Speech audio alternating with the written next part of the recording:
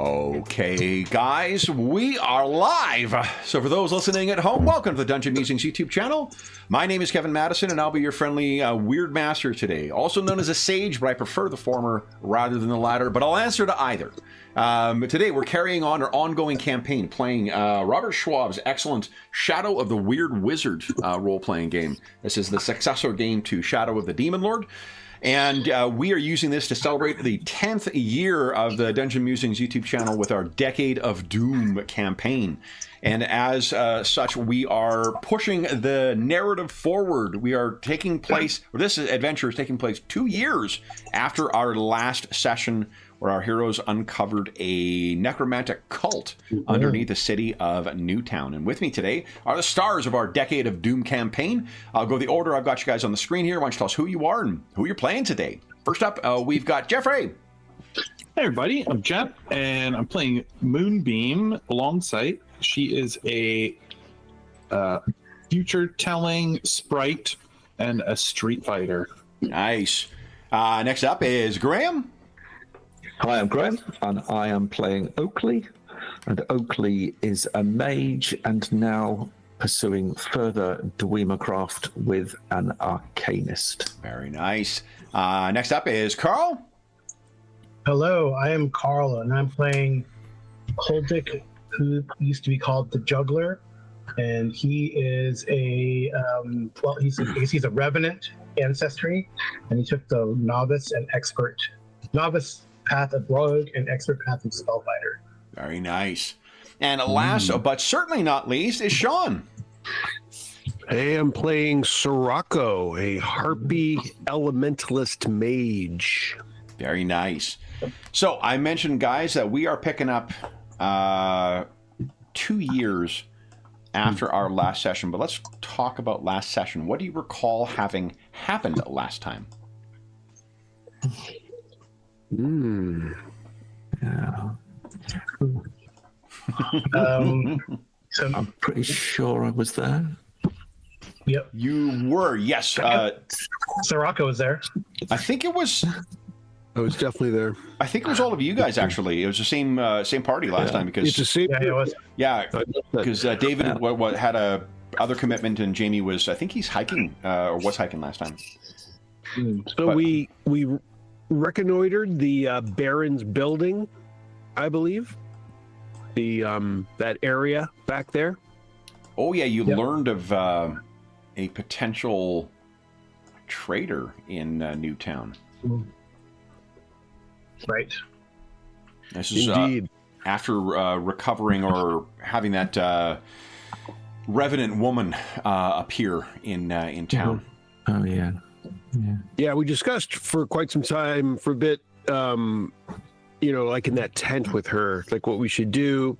We recon the Baron's building, Sirocco from above, and maybe Juggler from below. Yeah. Yes. Yeah. He snuck in and stuff. And some. Yeah, you Power. found the secret door, as I recall. Mm-hmm.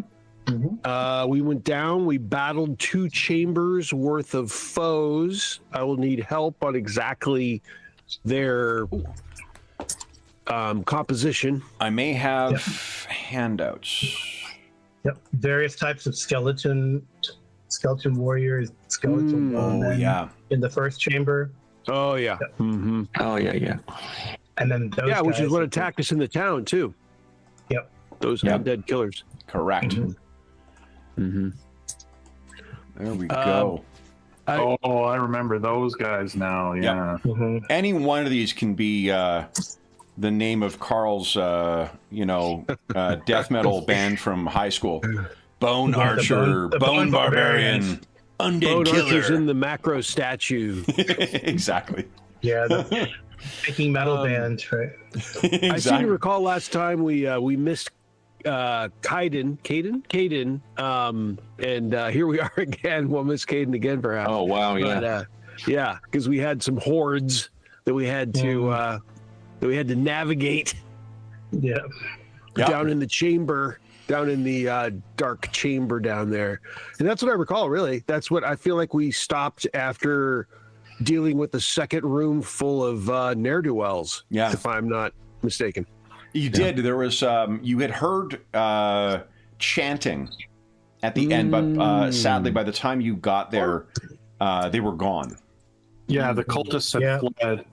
Yep. And that burning or whatever that you felt at the back of your skull, Juggler, as soon as the chanting stopped, it was gone. Oh, that's right. Yep. We are picking up 2 years later. And I think what we'll do is we'll start going left to right on this. I did not set anyone in a specific path. We start with Moonbeam. Making your way. We would see you come down an alleyway. Maybe you got a little bit of a shiner under your under one of your eyes. And you would see there is a soft rain that's falling down on here. And I'll bring you over to, this is what you may recall, the sort of scenes around Newtown about 2 years ago. And this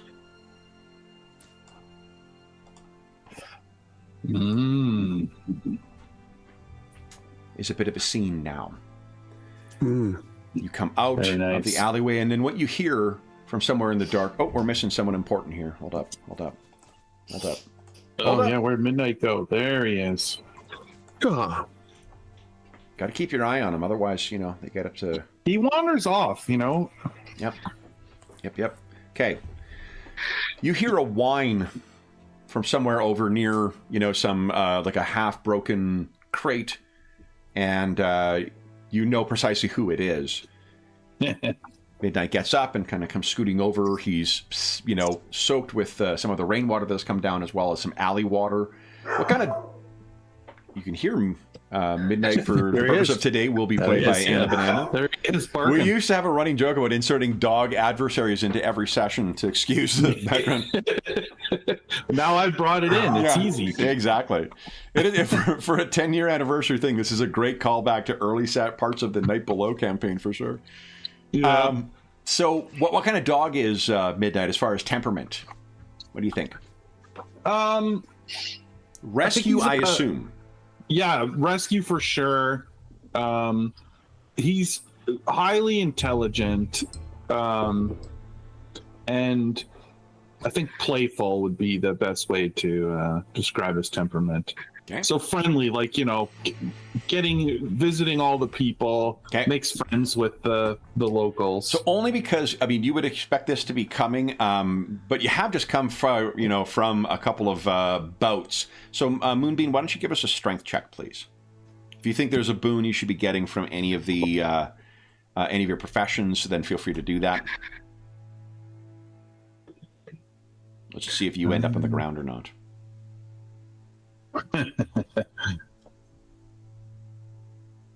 Nice. Oh. No. So it really is your choice then, if you want to stand up or...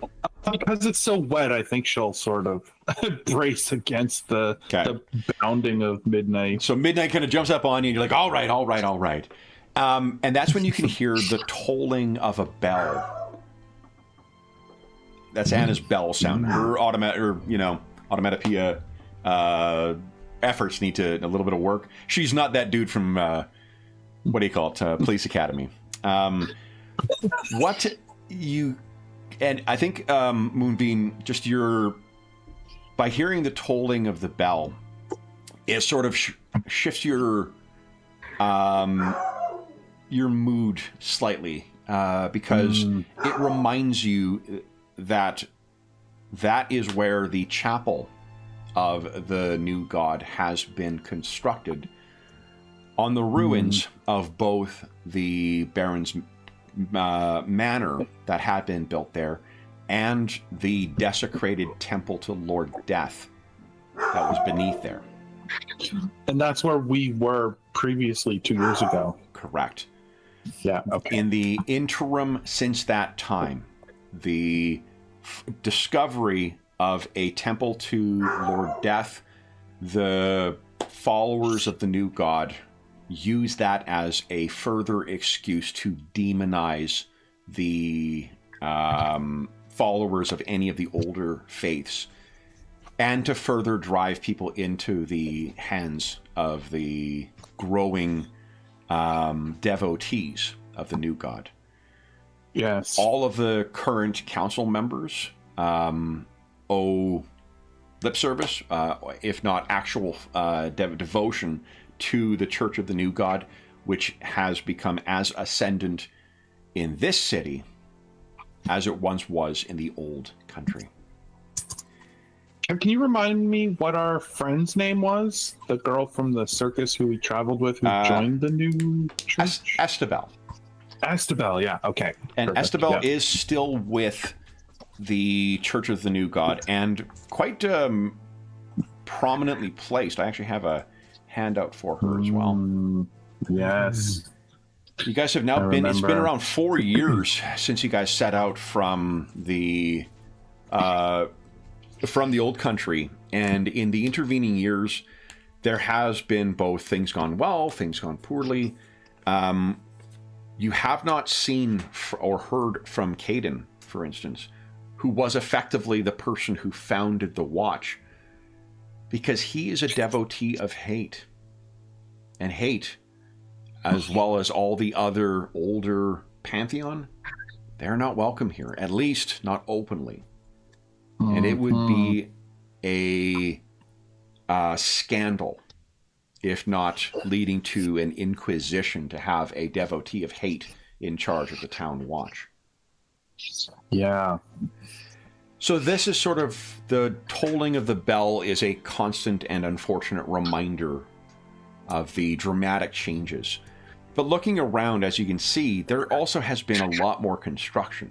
In the last 2 years, as more people have come in, the new town has been taking shape as a proper town.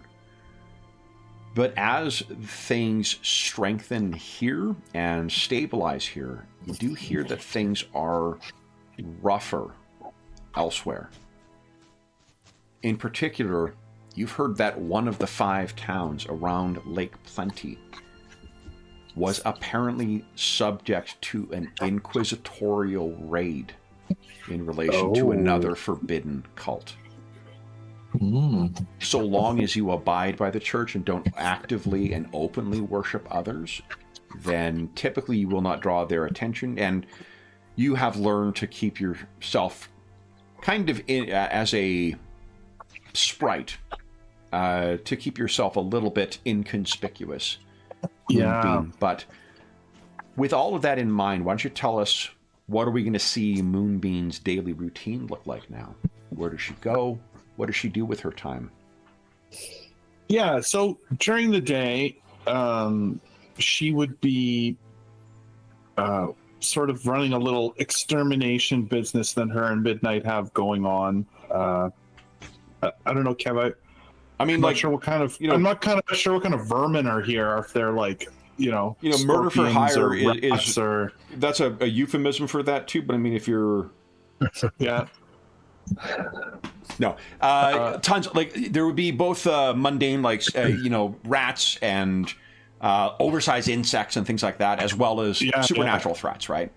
Oh, okay, yeah. So me and Midnight are sort of running that during the day, and she sort of got herself involved with this underground, which isn't technically underground. It's just at night, this sort of fighting club, and there's probably still newcomers or people that she can make money off of by beating up much larger men as a small sprite and surprising people, I think, with her talent. And so maybe she's got a bit of a local following amongst the locals who know her and know to bet their money on her.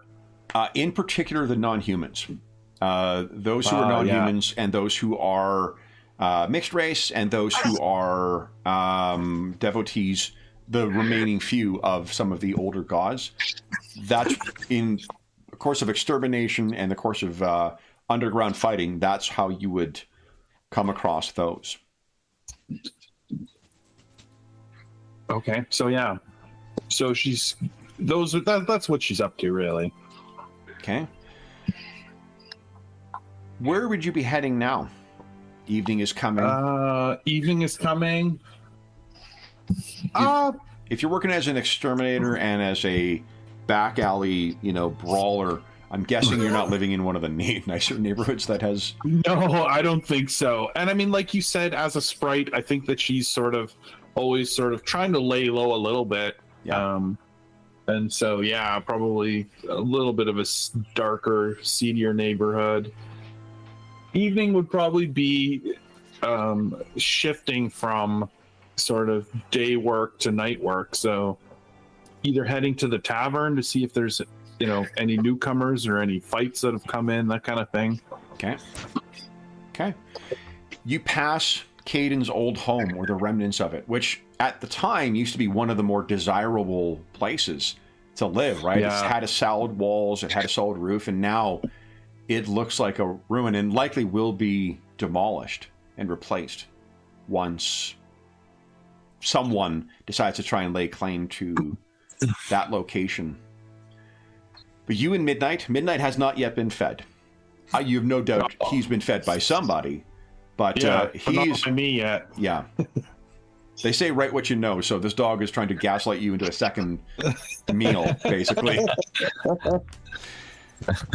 And that is where you are headed. Now, I'm going to switch over to, I think, Juggler, because we're talking about the ruins. Now, one of the things that... hi, Anna. Anna says hi.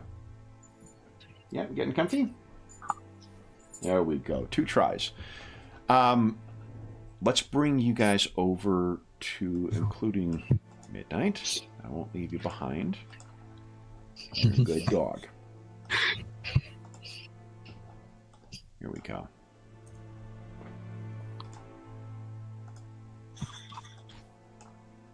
So this is a bit of a rougher neighborhood. Oh, yeah. What we would see, looking at this dilapidated building, you may be forgiven for not recognizing it because it has laid empty for coming up on 18 months now. But it is the former headquarters of the Hateful Horde. You guys may recall the Hateful Horde was a mercenary band that were devotees of hate. Moonbeam, you may also recall that you broke up a near violent confrontation 2 years ago between followers of the new god. Now, Juggler, we're going to find out, you're going to tell us sort of what you've been doing for the last 2 years, but are you visiting this place as a memory, or do you live in the kind of the abandoned ruins of this? Because what happened 18 months ago is that someone slit the throats of every member of the Hateful Horde that was present in here. What I assume is that you and perhaps a couple other members were off on a job, probably out to the 5 towns. That was fairly regular work, maybe even a relief effort given your predilection towards some healing magics as well. And you returned home to find everybody, which would have been a cohort of around 60 people, give or take, all dead. 60? 60. And all warriors and all taken in the night. No one has laid claim to that, but rumors suggest the cult of the new god. No one has. They certainly have laid claim to the protection that their god affords, as opposed to the false demons that represent the old pantheon. Juggler, how do you think you would have reacted to that news a year and a half ago? Yeah, he probably would have been angry and would want to find, because these are the people whose temple we kind of raided, right? The Hateful Horde are the ones that trained you. Yeah, no, I know that, but the temple that we raided, like the underground temple, the undead. No, where they they're doing the seem ritual. what you. Well, I guess first off, do you guys recall what? It used to be a temple to Lord Death, but it was desecrated. You guys recognize that? Well, I thought we all had a suspicion that this new god was perverted, but somehow thought that was what Oakley had learned through his sources a few years back was that there is a trio of powerful angels that were in service to the new god, all three of which have gone renegade. You guys may recall their names are Nihilo, Transgressia, and Dominatia. The symbols, the inverted form of their original names, you guys first saw on your passage out here and subsequently have found it as a recurring motif. Not only on many of the undead that you have uncovered, but also on the revenants, which you may remember are themselves an act of blasphemy as far as Lord Death is concerned. Right. For yourself... I think... Oh, go ahead, Carl. I thought you stopped. Keep going. Sorry. I rarely stop. I'll keep fucking going, so why don't you go?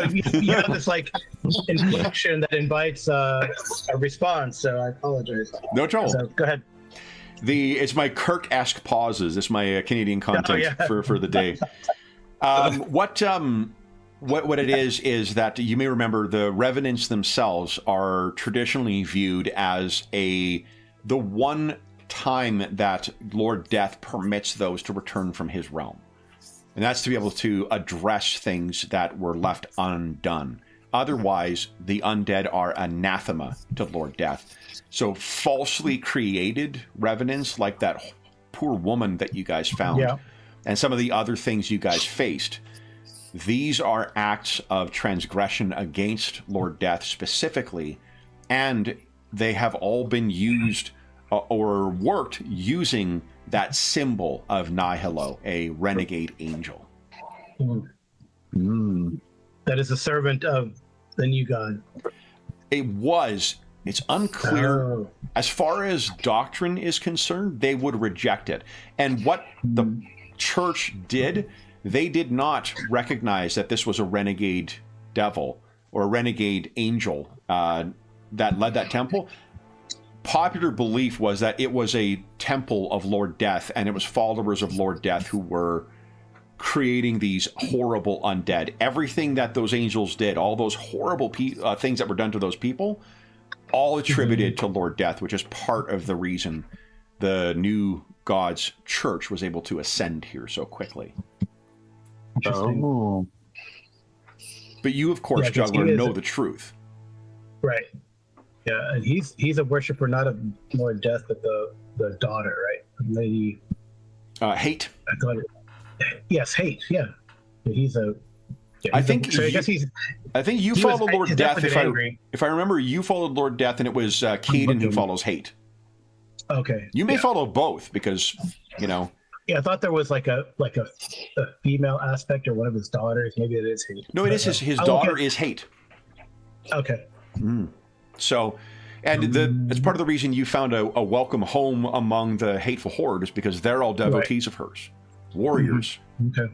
And you, as a blessed of Lord Death, as a revenant, it's favored.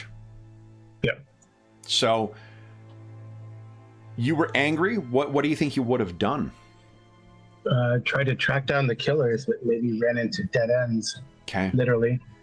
And then once you ran into dead ends and found that the few remaining members of the hateful horde, the ones that traveled, all sort of went their own way. Whatever unity there was with such a catastrophic loss to their numbers, what do you think Juggler did in the past year? I think he would have left as best he could with one or a few of them, and maybe slowly they kind of dispersed and went their separate ways. Right. So, just to try to maintain that unity, but maybe it was futile with no strong central leader. and juggler as being a taciturn type Okay. and not very sociable. So maybe that's Eventually that he kind of just lost interest and wandered for a bit. okay. So maybe we open with you. The reason we see you at this is because you have returned. Returned, yeah. You know, for years now since that terrible night. Are you hiding out in here, do you think, or were you just standing in front and remembering what was? Knowing what had happened, I think I would be attempting to hide. Okay. So But you're to lay low. Yeah. So you're somewhere within, just thinking of this stuff, perhaps even in your former quarters, right? Mm-hmm. Now abandoned and unkept. Like Caden's quarters, this place may be not long for still standing. It may be demolished and replaced with one of the new, buildings. I think you hear a bark outside. And looking outside, you can see Moonbeam walking along with, and like the dog is still alive and still with her after, the year and a half since you left. Oh, wow. Moonbeam is going by. Do you say anything to her, or do you try to remain hidden?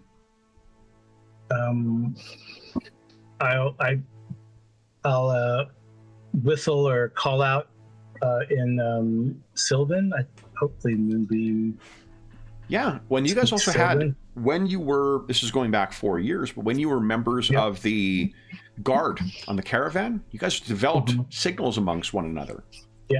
Oh, Yes, that's I right. probably, Yeah. I probably whistled. And Moonbeam, then, your heart, Yeah. I imagine, kind of catches in your chest when you hear this, because it's like, what the, Totally. especially with what you're walking past. And Who, is that you, juggler? yes, I am. I call myself Holdick the Thrice Dead now. Wow. You could still call me Juggler from days past, I guess. Maybe it's better. Maybe it is good to go back to that pseudonym, knowing what happened 18 months ago. Yes. Still abandoned and not claimed. is there anything that either of you, looking at one another after such a 18-month absence, anything about you that's changed since the other last saw you? I don't think so. I mean, I think that Moonbeam has more tattoos, but that might not be easy to spot. Yeah, I think Holdick looks the same, really. I mean, doesn't change much. Okay. So yeah, and one of the things that maybe impresses on you, Moonbeam, is that while he has that kind of pallid, corpse-like quality to him, he hasn't changed.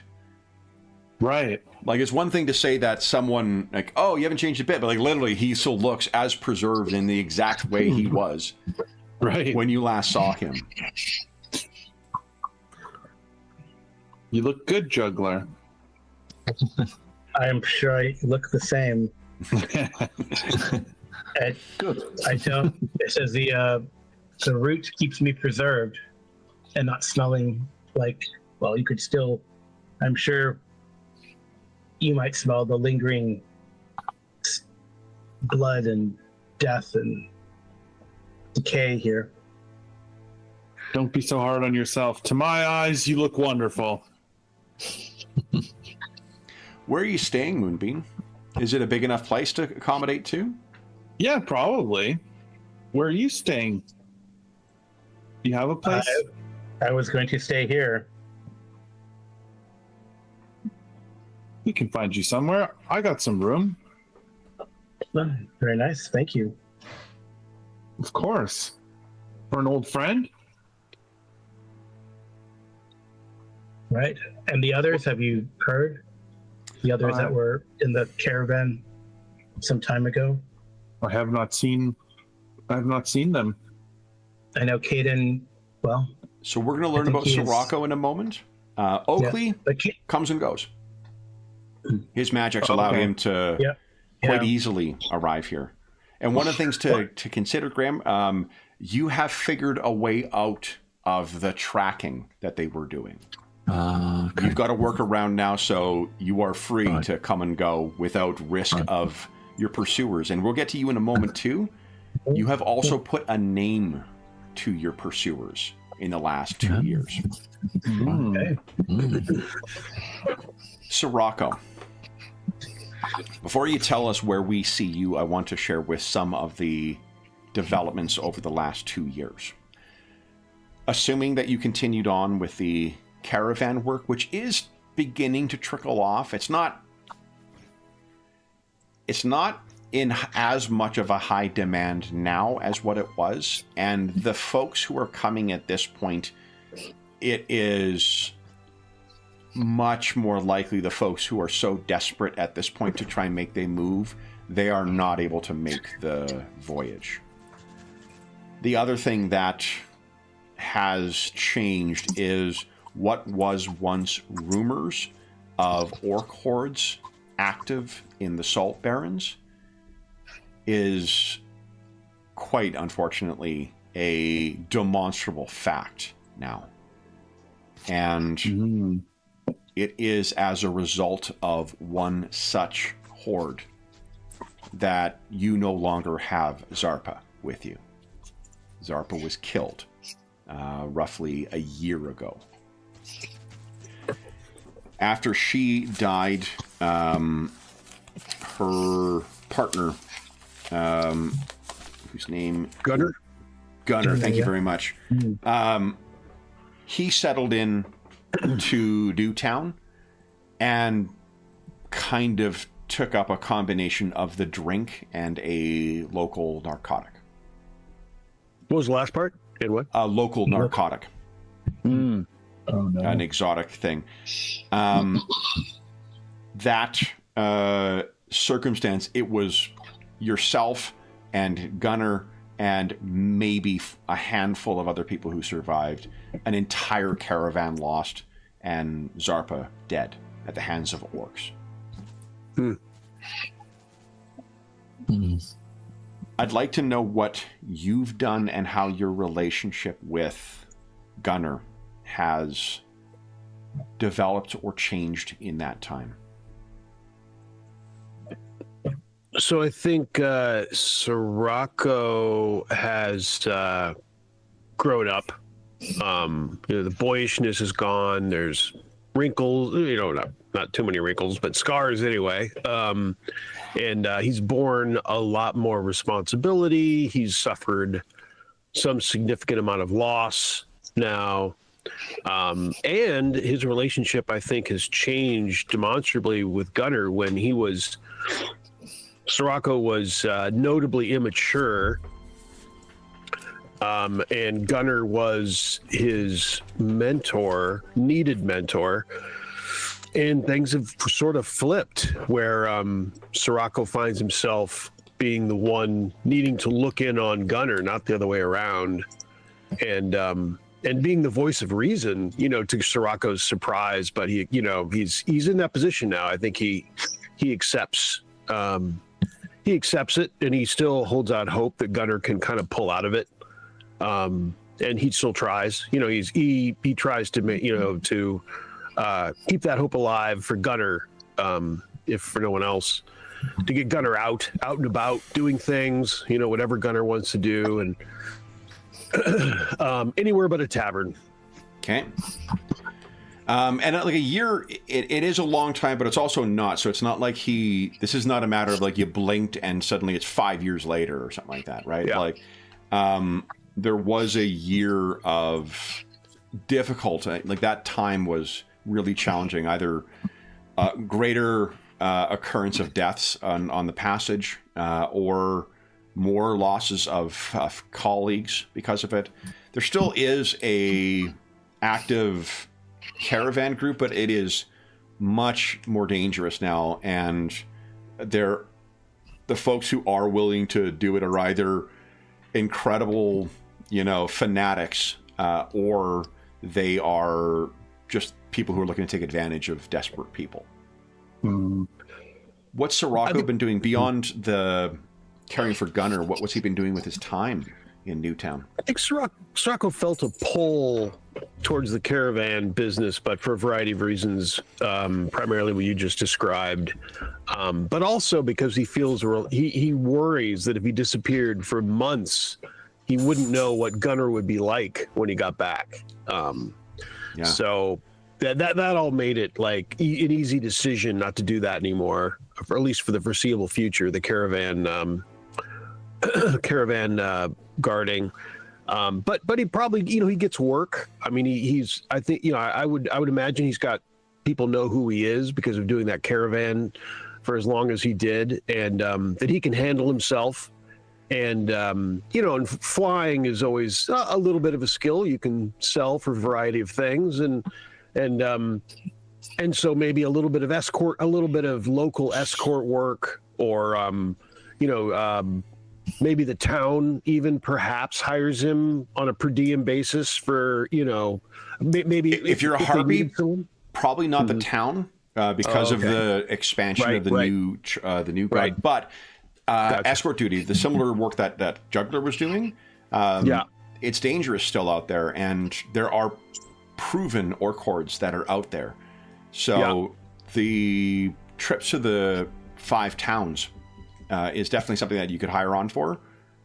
Yeah, and maybe it also ties in a little bit to something you said to one of the others, that those that are non-human in particular may look to Sirocco for hiring for a variety of things. Yep. Yeah. I think that's definitely that is definitely one of the things that and he didn't intend that, but it's just that's just who's interested. That's who feels comfortable with him. Yeah.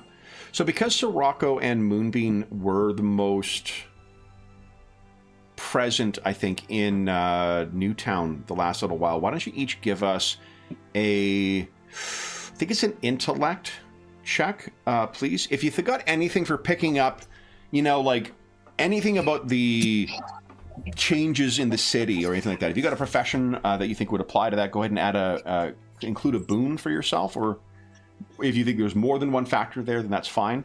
I think Sirocco, what you described, that's worth a boon for sure. Okay. And I think I feel like as an exterminator, I'm in and out of all kinds of places all the time. As far as seeing the changes in the city. Yeah, definitely. Yeah. So. Yeah, I'm in the entertainment business. I could see if that's still viable. Yeah, I'd buy that. So yeah, Juggler, go ahead. Okay. So Moonbeam definitely succeeded.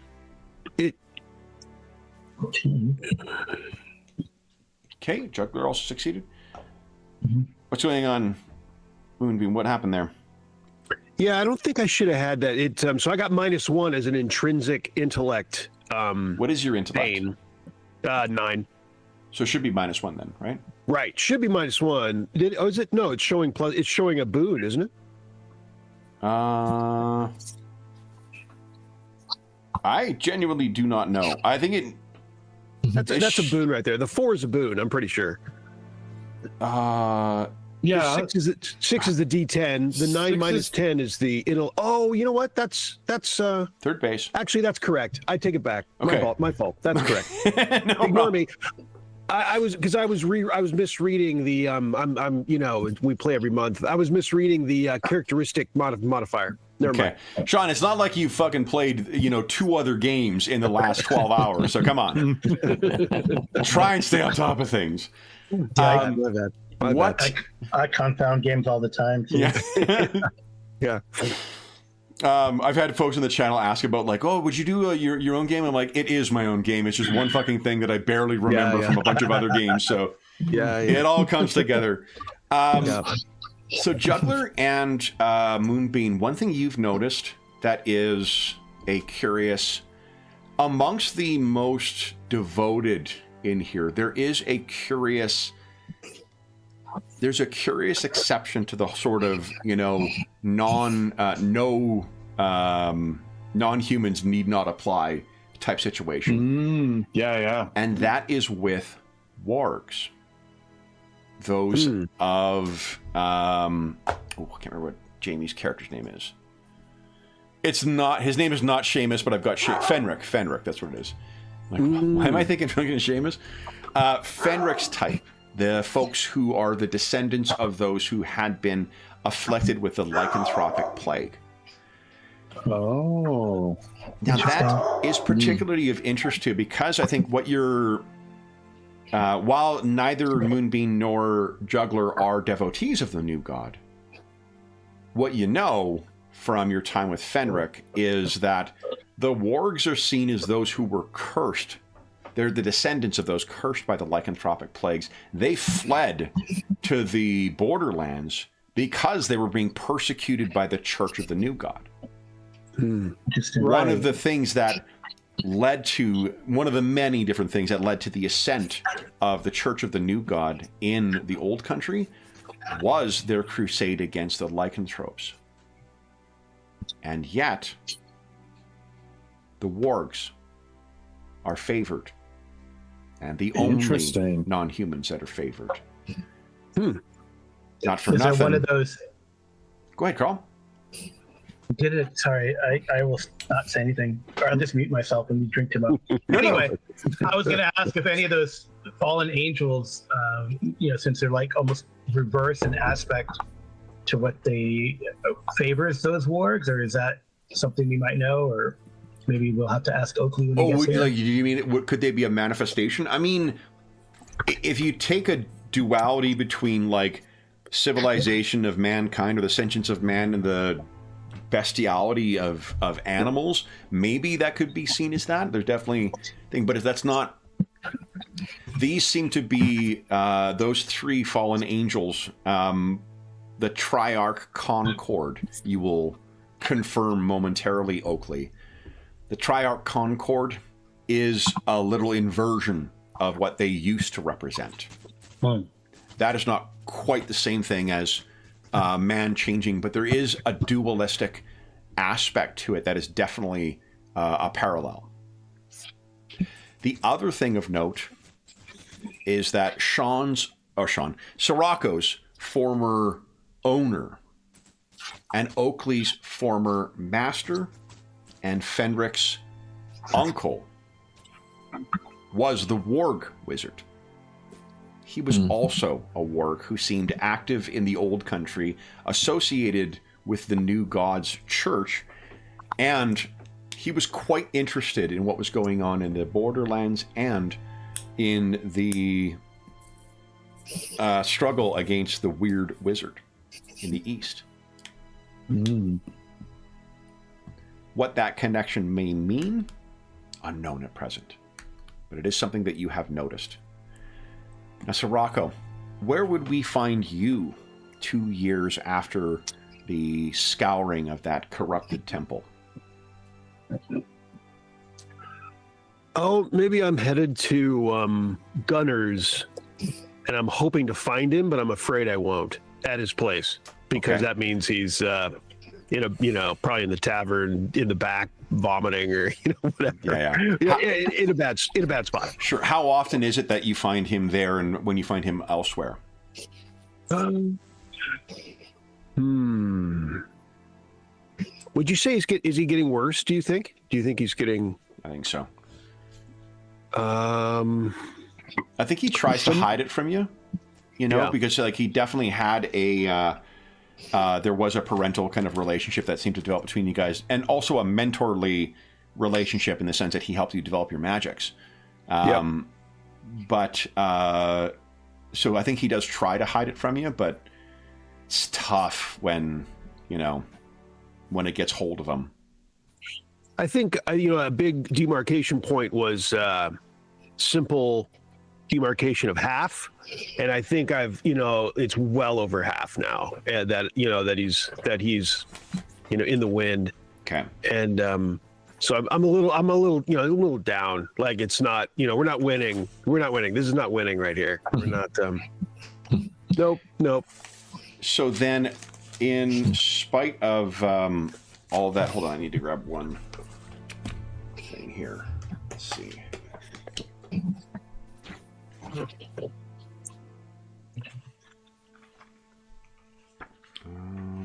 It is.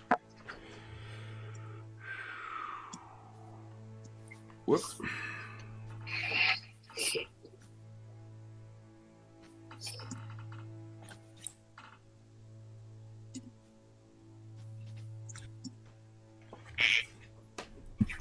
Okay.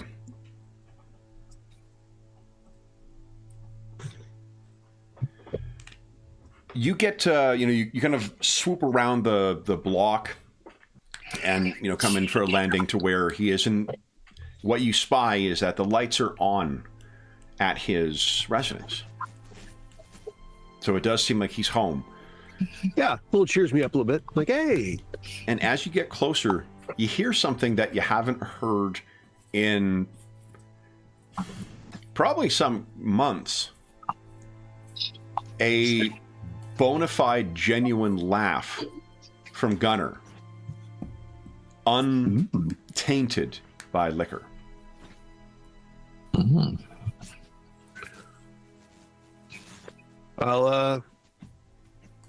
I think about, does he have many friends? Yeah. And given that we know he's not on the phone. Now, like he had a pretty tidy little nest egg when Zarpa died, right? But what you found, because he's a drinker and folks like, he's paid for a lot of other people's drinks. But as soon as he stops being able to do so, then they're nowhere to be fucking found. And some of the more exotic substances that he has used to sort of dull his pain, that shit doesn't come cheap either. Yeah. So I think I hesitate thinking, oh, does he have company or something? But I'm like, I go up to the door and knock. Okay. And you hear Gunnar's voice, and you can tell there's no slurring. So he's not under the influence of anything. Come in. Sirocco, come in. So I open the door like, I open the door. Do I see him?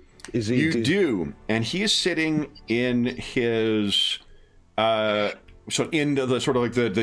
one chair, right? He's a retired dude. He has a chair that he favors, and it's that chair he's in. And there is someone who is sitting across from him who you don't recognize at first, but you recognize the cloak. It's the cloak of definitely someone who has been out and across the Salt Barrens on more than one occasion. There's a certain kind of bleaching and pitting that always happens from that. You've learned that over your years of working in the caravans. And the person turns, and I think you have, because we talked last time, you've met one ranger already, right? That sounds really familiar. I'm pretty sure I have. I think 2 years ago, as we were talking about how you had come across one of them. Yeah. I think you're right. So this is not the same one, but you can recognize the crest of the clasp that holds his cloak together. It's a very heavy thing. It's a heavy cloak that, is suitable for this. He turns and Gunnar, great big, smile on his face, says, Sirocco, this is an old friend. This is Jedrick Kite. And he stands up. He walks over to you. And he says, hello, young man. And he extends his hand to you. Yeah, I take it. Jedrick, very good to meet you. You as well. Gunnar has said very, very kind things about you. Oh, well, much of it is because of him. He looks over. He is an exceptional influence. And he looks back over. He says, though I still am not sure what she... And you can see Gunnar kind of sadly smiles. So it's clear that he also seems to have known Zarpa when she was alive. I miss her as well. She was a tremendous leader. That she was, and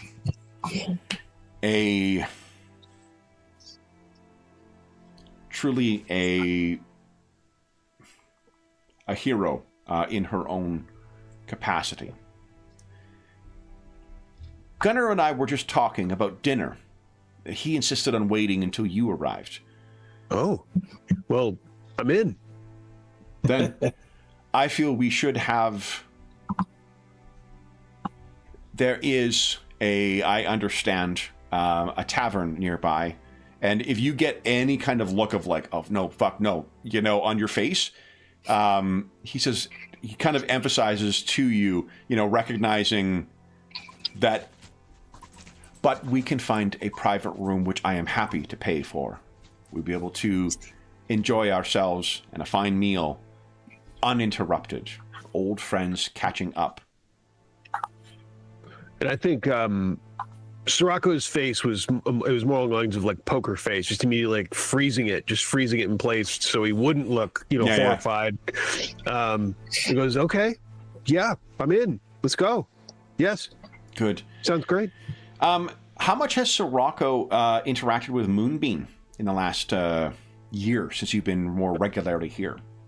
I think Sirocco would have wanted to, because he's kind of lost Gunnar in a sense. I mean, you know, he's like the parent now, so it's not the peer mentor that he had in as much as it was, and so he'd like and of course the humans on balance are less friendly or less accepting.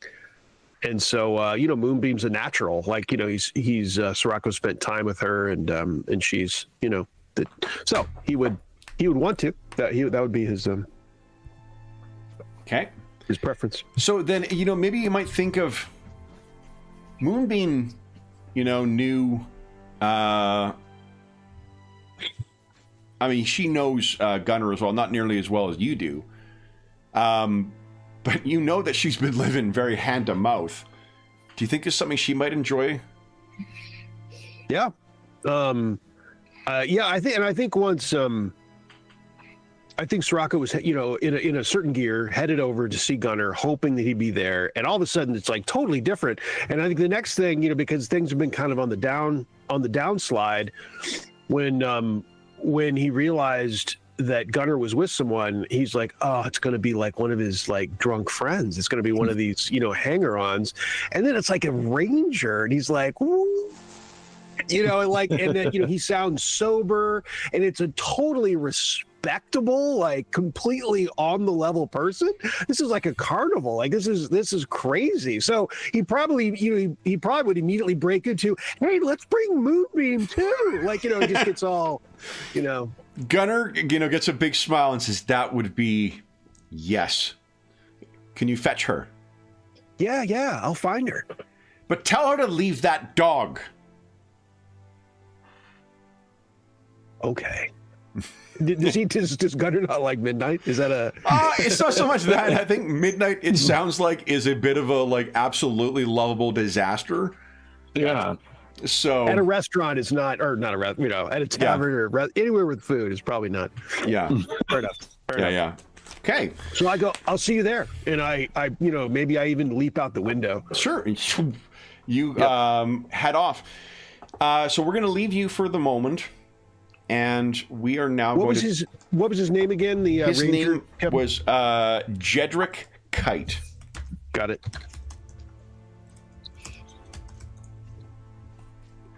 Again, I know we all played, you know, fucking varsity volleyball with a Jedrick Kite, but you know, his is with a Y, not an I. So, you know, right. It means we're going to have to get the jersey, you know, renamed. So. Our scene then will turn pretty far north to the city of Asylum. And Oakley, why don't you tell us... Oh, let me bring you over to the visual first of this. I brought your tokens over, but left the players behind. Fucking A+ gameplay there, Madison. As a reminder, these are some cues for Asylum. And what I assume, Oakley, is that it is a very dangerous game that you play trying to travel here and get out, but you have a ring now.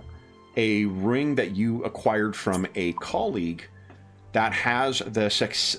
Basically, it will prevent things from tracking you simply by using your teleportation magics. Right. Because of the way that you've learned your magics sort of like on the go.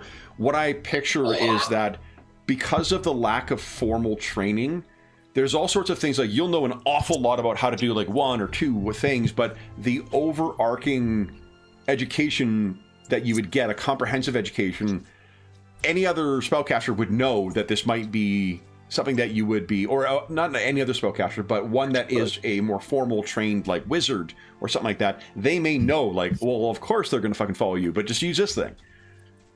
So you've managed to come across this. Now you have no problem. You further developed your magical powers. I will tell you what you have learned in the last 2 years is that what has been pursuing you is known as the Triarch Concord.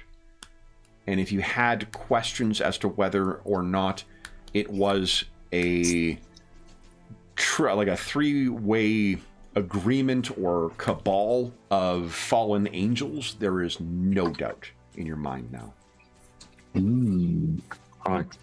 When we last saw Oakley in Asylum was at the very start of the Triarch Concord's assault on those who might stand in their way. In the last 2 years, you have learned more about your enemies and you have got your own footing. It is much more of a war in the shadows at this point. And part of that requires some new allies and old friends. And sadly, many of the ones you had in Asylum and other places in the Borderlands, they died in those initial years of conflict. But those who have survived are canny and strong and very eager to strike back against the Concord. How has Oakley evolved in his thoughts on the Triarch Concord? So originally, Oakley was going to return to Asylum, the City of Thieves, and the Guild of the Arcane Lost Secrets, to face his demons, perhaps quite literally. And he has been affected by his own magic and by the study of his magic. And were you to see him today, his eyes are a little more sunken, and he holds his gaze quite a bit more strongly than he used to. He's lost the slight vagueness that he had and the rather detached quality. He's now much more engaged and attached, and he's had to be for the very reasons that you've described. He's sought what he can in terms of understanding secrets, weaknesses, and potential for overthrowing or disrupting the Triarch Concord. Okay. But while doing so, he's also been trying to find magics that it is lost arcane. So he's looking for magics that perhaps are not so routinely understood and known. Perhaps delving to find secrets that will undo and unravel the Triarch.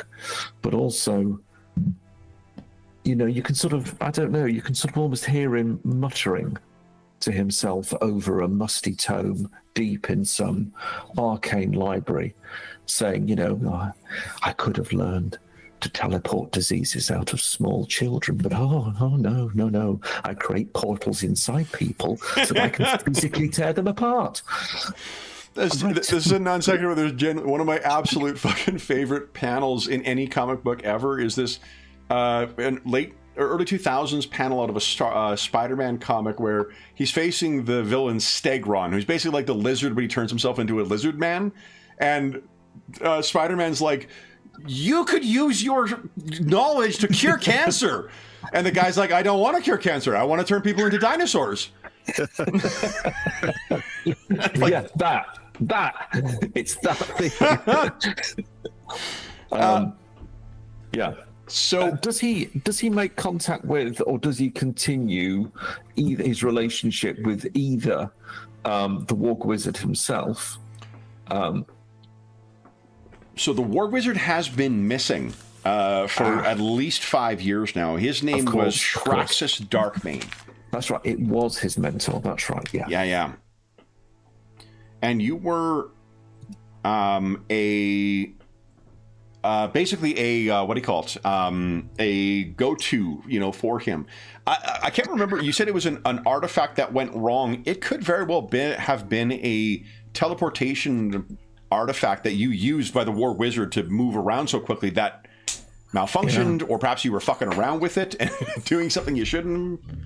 Maybe. Yeah. Maybe. I think the other thing he's going to try to do, almost as like a side quest while he's there, because he's got more important things to do, is that he did owe Teflo Muchpock a considerable amount of money. He was a trader and moneylender in Asylum.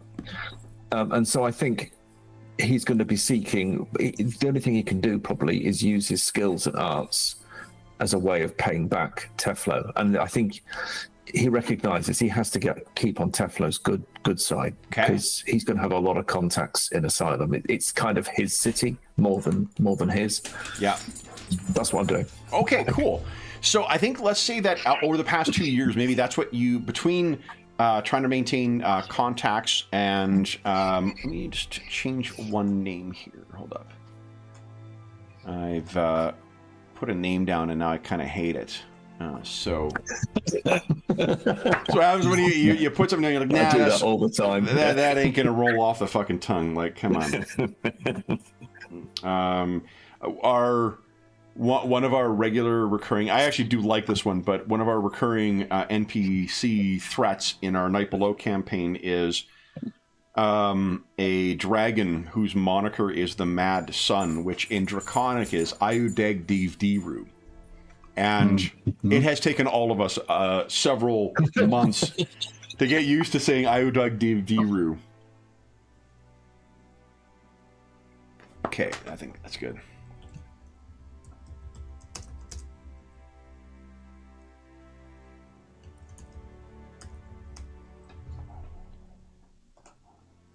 One of the, I think we're going to pick up with you returning, having completed the final task for this merchant to pay him back. Am I right in thinking this is likely unsavory tasks that you are completing for this fella?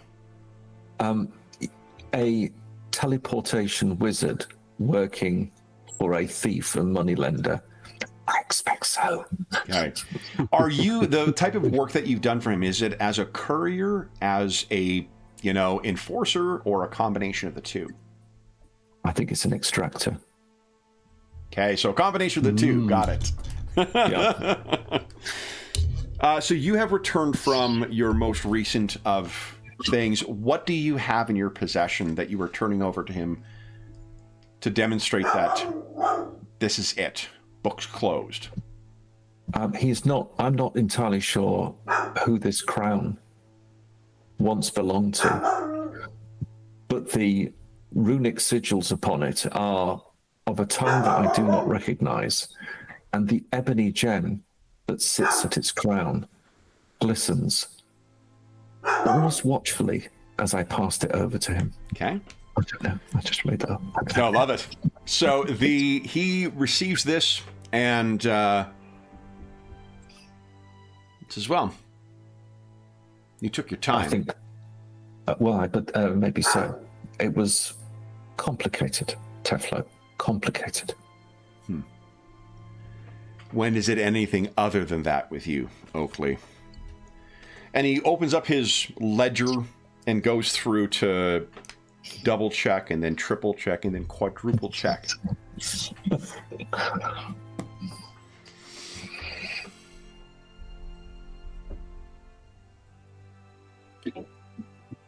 We're even. And you hear someone next to him who's kind of a maybe like a hobgoblin, kind of bookkeeper. He's kind of like, he clears his throat and he looks up, looks down, opens up the drawer of his desk. He pulls out a single brass coin, places it down in front of him. His eyes go down to it.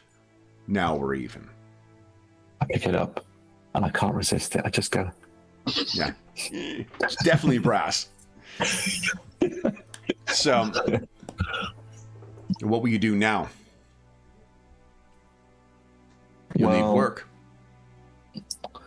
I have commitments out in Newtown, far to the west.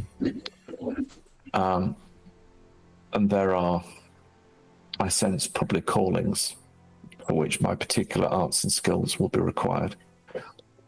But I will return. And are you at all familiar with or connected with the movements to try to resist the powers that are becoming preeminent in this place? The darker powers. Gives a kind of strange look to you. What do you want about? He looks back at the hobgoblin. He's always been addled. Very good, Teflo. Very good. There's money, and there's power, and they's the same thing. Of course, Teflo. Foolish of me to talk of such nonsense to you. Nonsense indeed. When you're broke, I'll come back. But you're getting half right, because you're turning your nose up at me now. Understood, Teflo. That's very generous answer from you. Well, totally misses the sarcasm in your voice and leans back. That's what folks say about me. Generous. Aye. You look up and the hobgoblin kind of bookkeeper is like, nods. He's in a very awful business, but he's probably the one who insists on your use of you or makes most effective use of you. So yeah. Tell us about where Oakley lives in Asylum, because I'm assuming because you can do it so many fucking times per day, you may just teleport away from your meeting with him back to your place, right? That's true. I could do that. No, I think I'm tempted to say he lives in a small cupboard under the stairs, but that probably isn't true. So I think he has a classic small room in one of the slightly more salubrious caverns. Yeah. In the sort of deeps. In the deeps of Asylum, as they're called, the sort of wandering labyrinthine streets in the old town deeps of Asylum. And he has a small room there. And he's made himself a bit of a family within that establishment, just to keep him, his heart and soul together, really. Yeah. Because his learning is cold. It makes him cold, but he's committed to carry on. It's interesting, too, because when we first met Oakley 4 years ago, he could not keep himself from gazing up at the stars. Mm-hmm. And where we see him now is the deepest place that would ensure no chance of catching sight of any of them. Yeah. So when you return, you perhaps are doing a quick look over, and everything is pretty much as you left it, except for on your pillow, there is a folded piece of paper with a bit of, it appears there is wax, but it seems as if it has some kind of,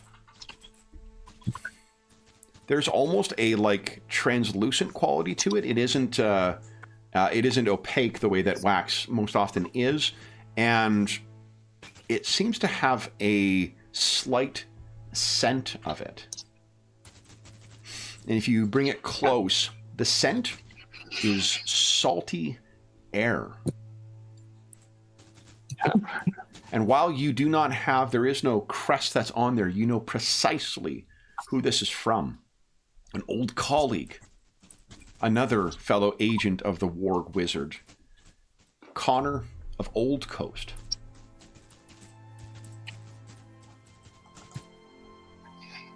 This is what Connor looked like when you last saw him.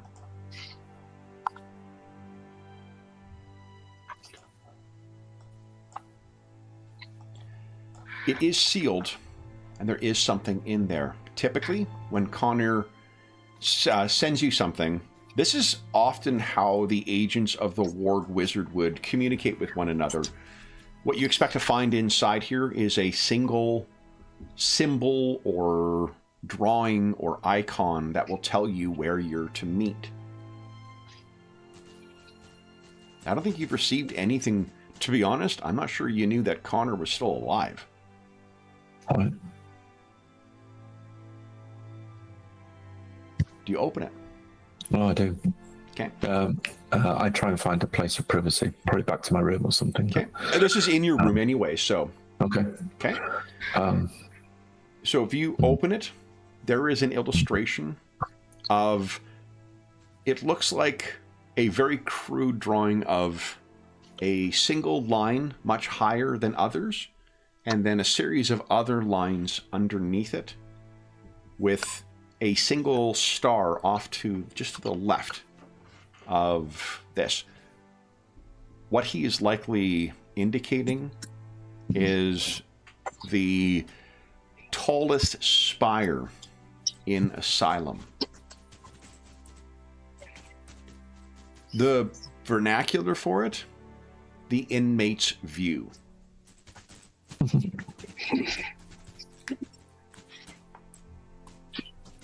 And the placement of the star will tell you precisely what time of evening it is. It's referring to the whatever the Shadow of the Weird Wizard equivalent of Polaris would be.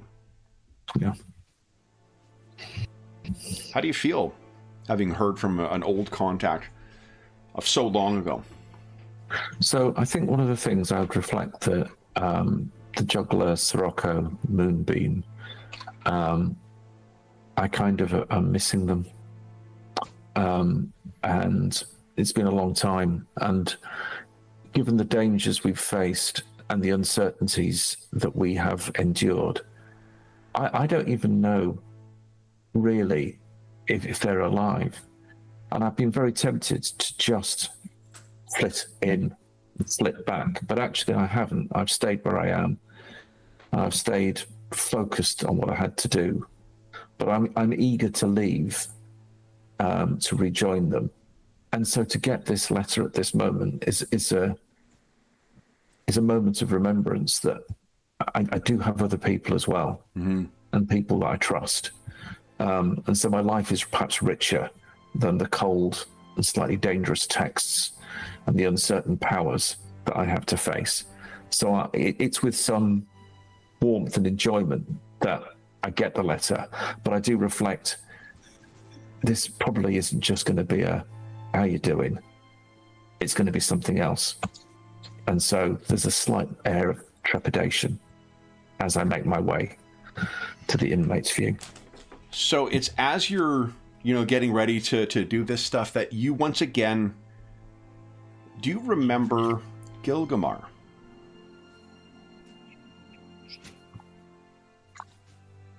This is the Deva. The ghostly form, the king, the Araldian sorcerer king, in fact, Correct. Who has bonded us to me. They bond themselves to the crystals known as Deva. They have a dual existence. And then someone invites the spirit into them. And this Gilgamar has been cryptically teasing you to open yourself up to him for quite some time. But something quite substantial changed around 18 months ago. He does not often come unbidden any longer.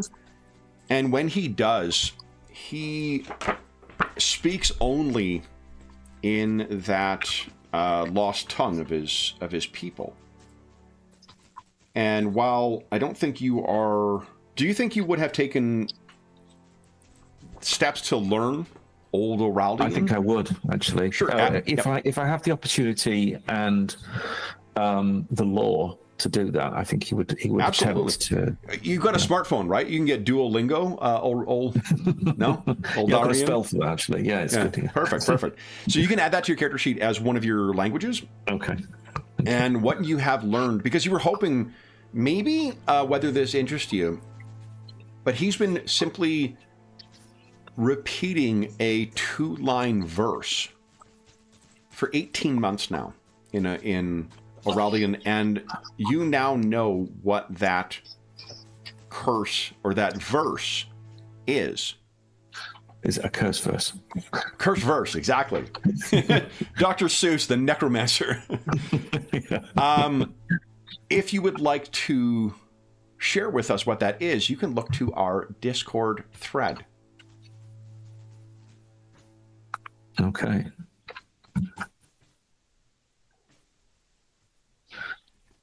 So it reads, and I think I do dare to say the words out loud. Mm-hmm. The sun eternal rising, the night unending falls. And that is what it is presented in a singing capacity. And you've learned enough about Aurelian to know that it is a very old, even as far as Aurelians go, a very old invocation. And it is a very uncharacteristic thing for Gilgamar, a former king, to be invoking. But it is all he will sing, as if it is maybe a hymn, maybe a performance, maybe a oracular prophecy. You can give us a intelligence check, and if you think or intellect, and if there's anything you think that the fruits of your research might, or your other professions may assist you in determining what other context you may learn from this, you can add boons for each of those factors.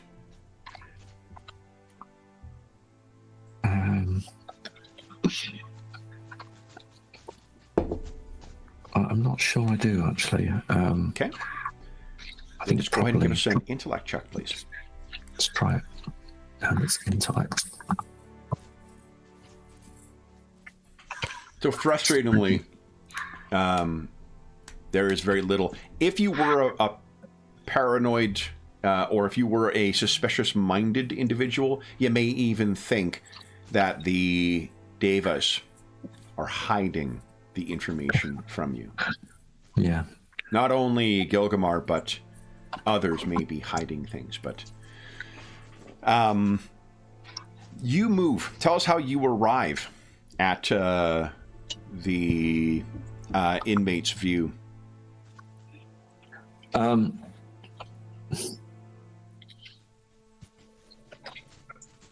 I come at the appointed hour. Okay. I will be on edge, so I will approach the sort of tallest part of the building with caution. And I think you'll see somebody. I'm sort of nervous. I'm looking around, seeing if I'm being followed, looking into the shadows and seeing things that probably aren't there, and gradually make my way up, but make sure I'm on time. Are you using any of your magics to get up there, or are you going to use mundane means to try and gain access? I'm very specifically not going to use my magics to get there. So why don't you give us let's see here. However you think your approach, I'll put this on you. However you think you might, whether it's talking your way in, whether it's sneaking in, whether it's just muscling your way up the side, however you think your approach is, and apply however many boons you feel would be appropriate. If you've got any professions or other resources that may apply. I only seem to have one profession, so that's Spectre, which doesn't seem to really... you should have a second one. I think, because everyone did gain a second profession from last time. You could, if you want, Enforcer or something like that to be your second profession. I'd buy that with what you told us you've been spending the last. Yeah, I guess that would fit, wouldn't it? Yeah. So I'll do that. So perhaps what I will do is I will use that as a lever. Yep. To no, I'm so and so. I'm with them. You know, I'm with the old guild. Let me get you my card. It says big deal. So there you go. So what's the? Is it will or? You tell me. If it's will, if you're just trying to like you influence them with your connections with Telfer, then I buy so. will. Yeah. With one boon. Yep. Is it +1 or just one? Just one. If you put a plus sign in, the whole world inverts. The weird wizard wins. That's right. I knew that really. Okay. Let's see if I can make a roll. No. The party does have fortune. I'm not sure what's going on there. 13 minus 10 plus. Okay. You rolled a 3. 3 plus 3 plus 2. It looks like. Yep. Yep. So it was just an unfortunate roll. Yeah. Okay. Cool. That works. I forgot how the blooming main mechanic works. If I can spend a fortune, we're sort of heading towards halfway. Sure. Does that mean I can re-roll? You can.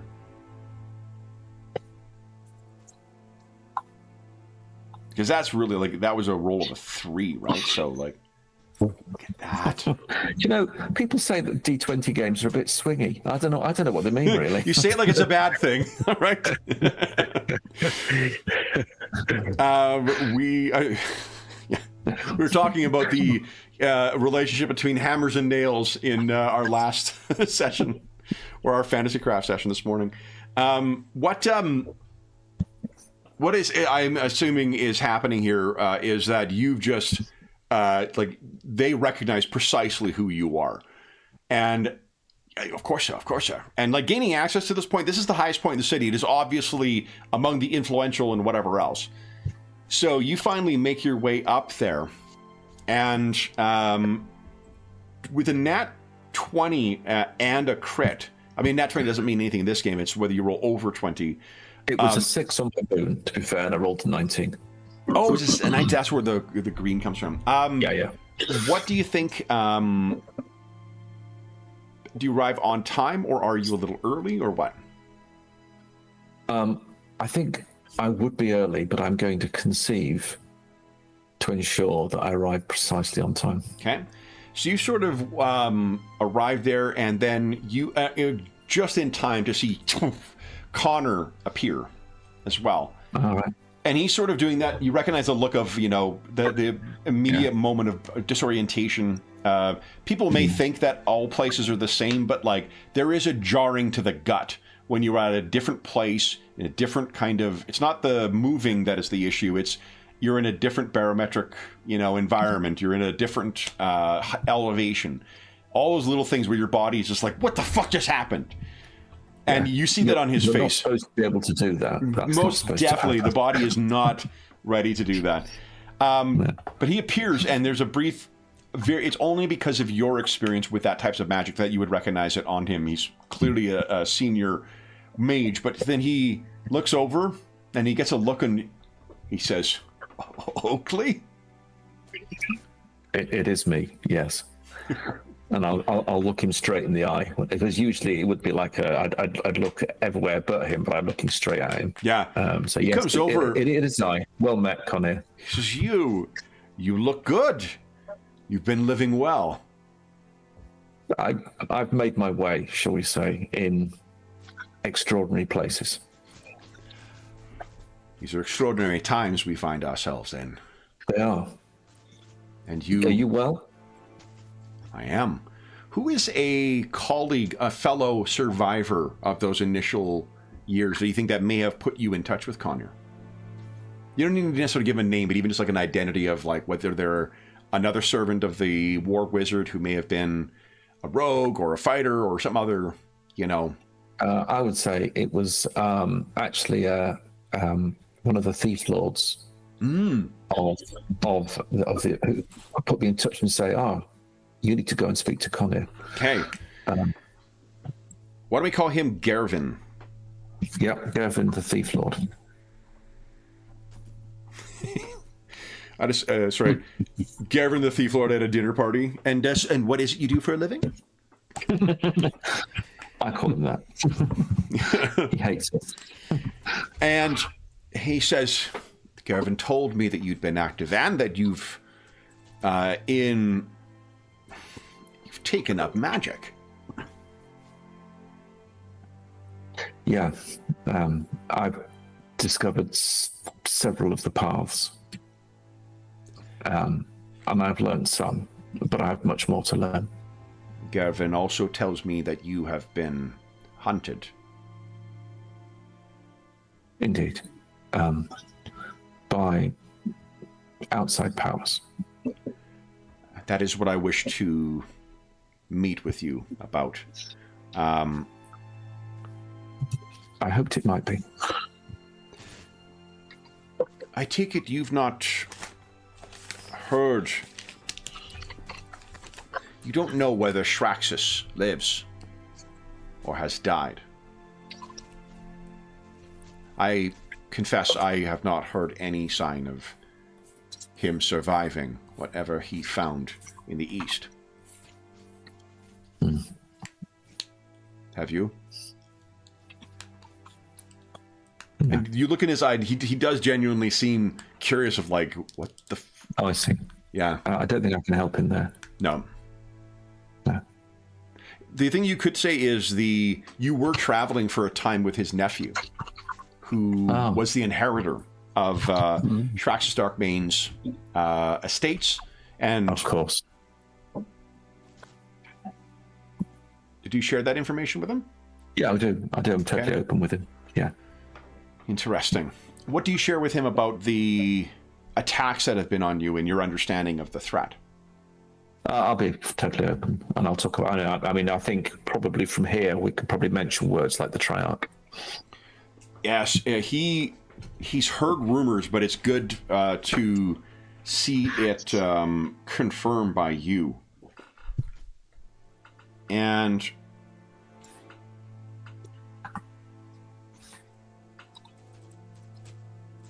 the conversation is by necessity fairly quick. And when the topic of the Triarch Court comes, if you mention your first exposure to those glyphs you found in the desert, in the Salt Barrens, then what he asks is, do you think there a connection between the orcs and this Triarch? It would be conjecture, but it would be a well-reasoned connection. I've heard the orcs have spread to the northern reaches of the borderlands, and the Centaur are being driven east by them. The plague is coming here and burning the old country.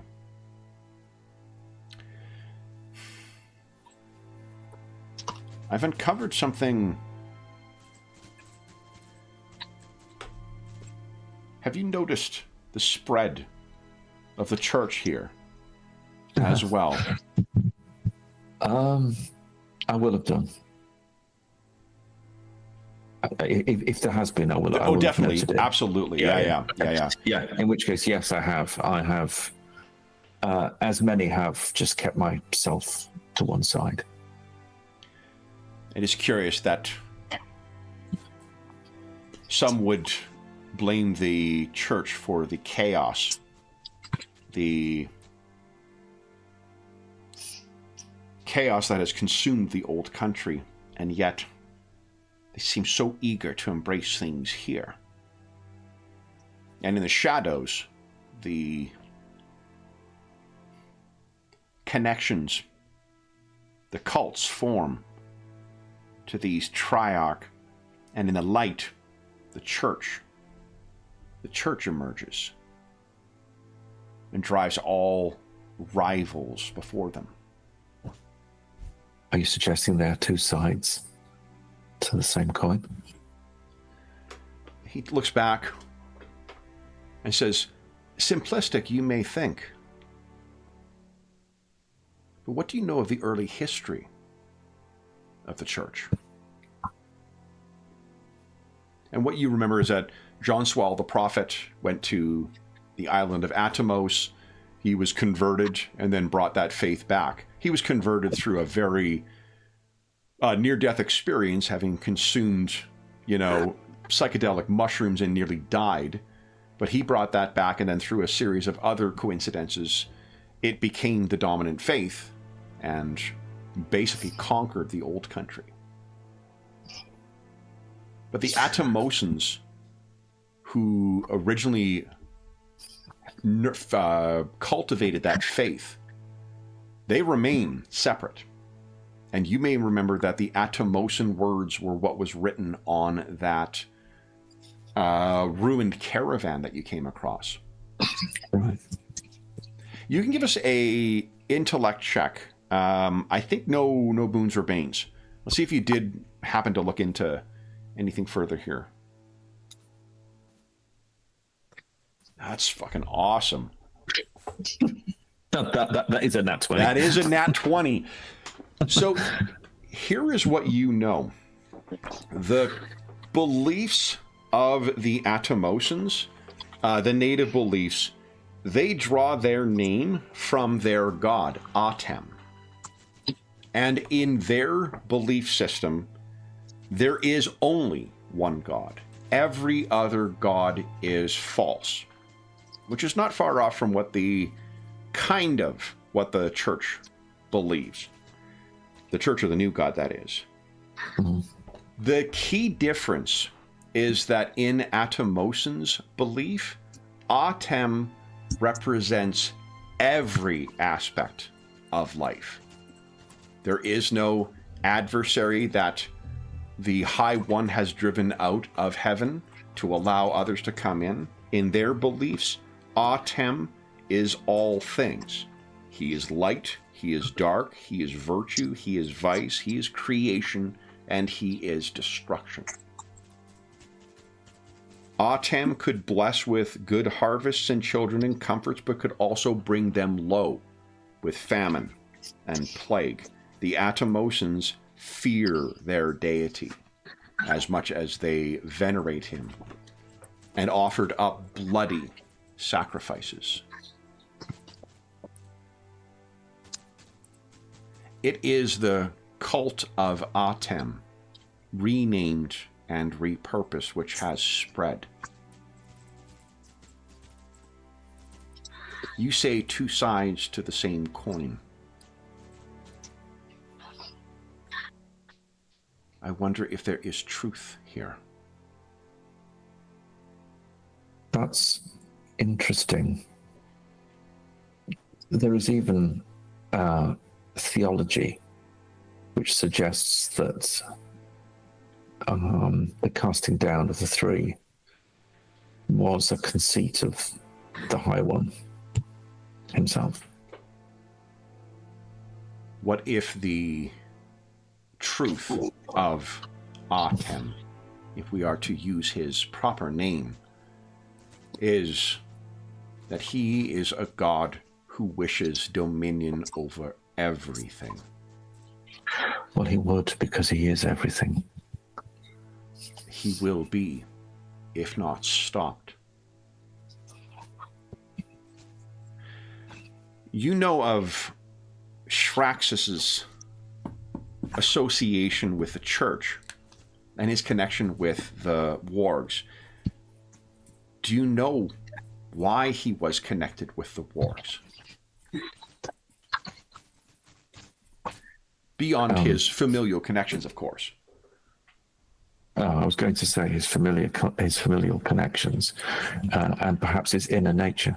It was a start, but the wargs served as some of the most stalwart enemies of the Weird Wizard, not just because of where they found themselves, but because of an other incentive. Because you see, there were those within the church who believed that even in darkness can come favor of the High One.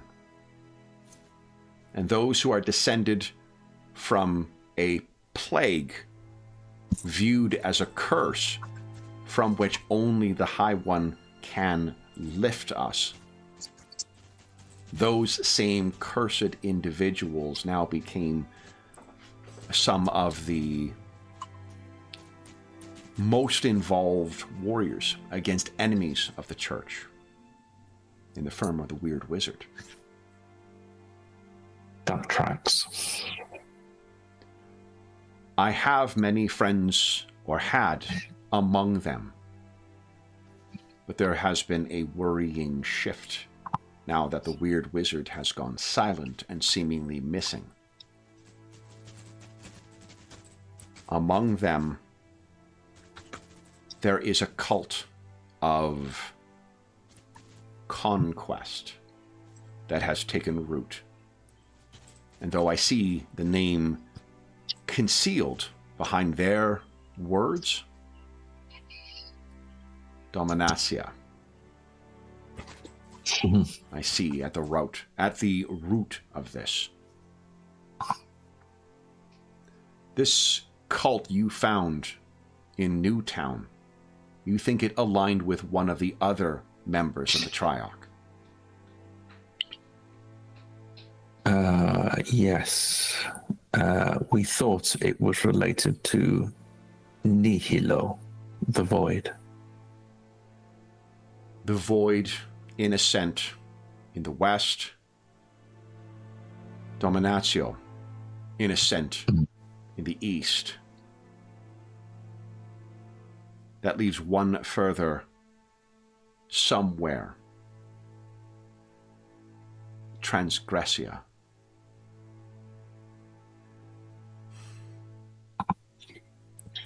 The aim, I think, is to see Night Ascendant and to bring this world low. The driving of gods away, the silencing and disappearance of the wizard. Did you know, in the lands of the Weird Wizard, there are no gods.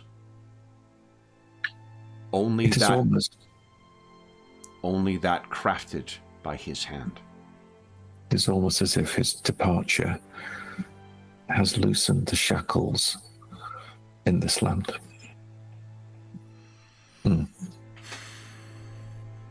We are of the same mind on this.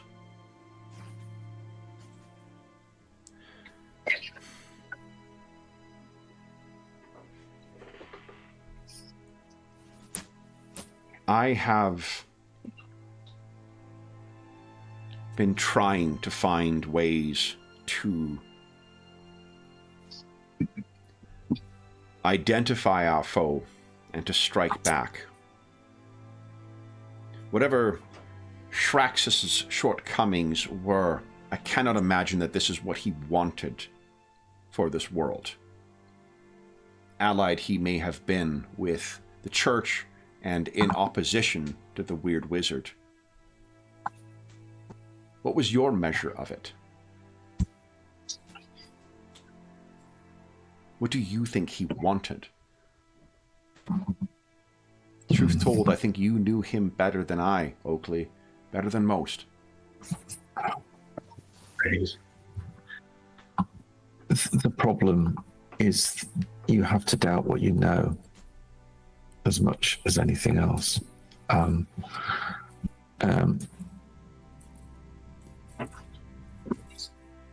did not ever see him cast as the role of the great usurper of all things.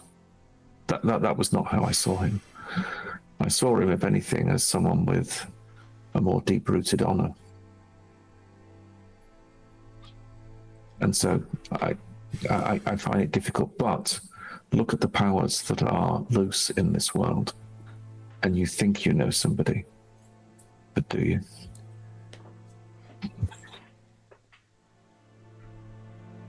I've come across a name. A name I think associated with the weird wizard. And one that I think Shraxus may have known. Does the name Primus Pratham mean anything to you? And sadly, Oakley, it does not. Well, it's not in my notes. No, I do not. Good name, though. You know, Oakley, if you're thinking of this, there is someone, he said that you knew him better than anyone. And while you'd like to think you knew the warg wizard, you were not there in his laboratory, at his side, looking over his shoulder while he worked. But you do know one who was.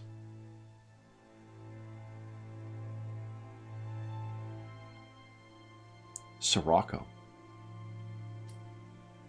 Oh.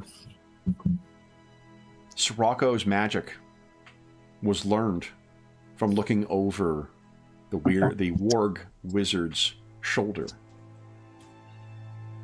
He was present for all of those discussions and secrets you've learned in your time with Sirocco.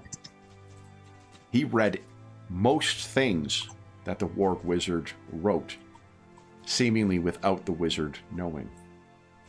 If the name Primus Pratham means anything, Sirocco may very well know. Very good. Thank you.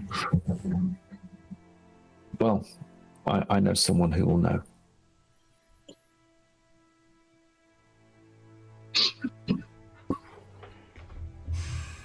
I cannot stay in Asylum. Gervin has spoken in my favor, but I have ups beyond those of the Conclave. I have many foes here who would happily see me dead, unrelated to this struggle that we find ourselves, in which we find ourselves engaged. But I have a home in Eastport. Do you still have the travel stone that Traxxas gave you? I do. I think you don't. Or are you lying? Oh, it's all right. I didn't know. Do I not have it? No, because that's probably the thing that broke. Oh, yeah. Sorry, yeah. I'll just tell them, no, I did not. It broke. It will take many months to travel overland from here to Eastport.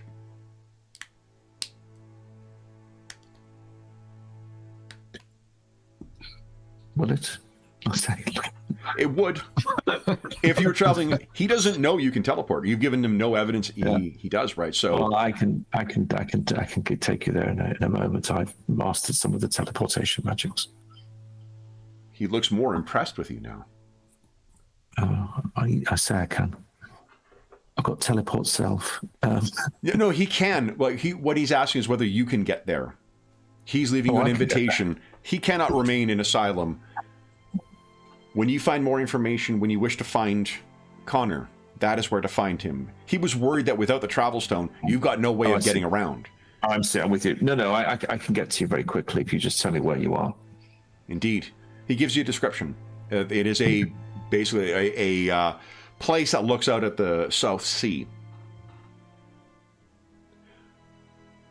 What, if anything, do you leave Connor with? You've shared information now. Do you wish to make any plans?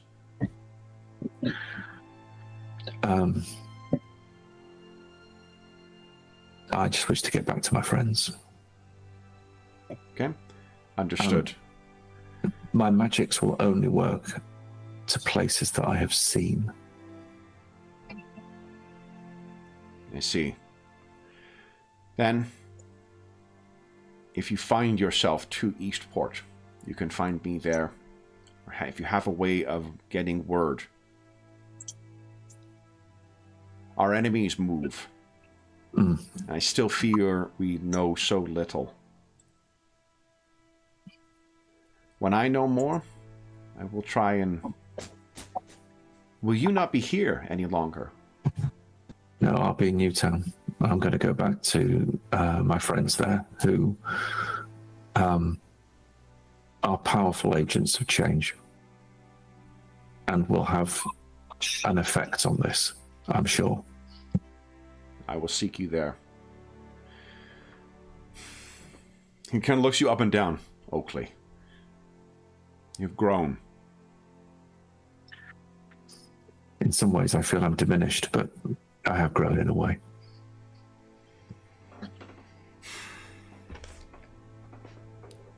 He smiles and says, remember, the sun, eternal, rising. And it's curious he said that. You've never heard anyone say it in the common tongue as an adage. Right. Well, and I will probably reply then, the night unending falls. There's a look of horror that kind of goes across his face. He's like, what? What did you say? Oh, that I believe is the full Oraldian verse. He seems quite off-put. You've really showed him up here.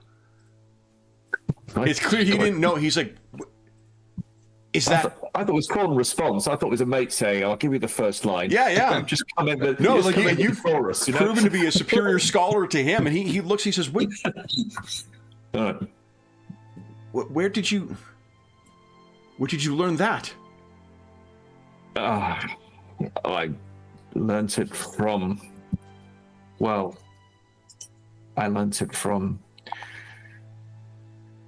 if I was to say, I learnt it from Gilgamar, the Sorcerer King. An Oraldian spirit? Yes. He kind of looks up at you, and he says, are you Deva? And looks you up and down. No, I'm not. But I do carry his spirit with me. When you say I've changed, I just carry a great weight.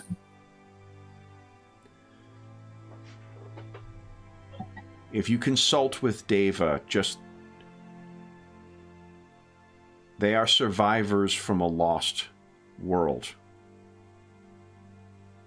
Gods long gone, peoples long forgotten.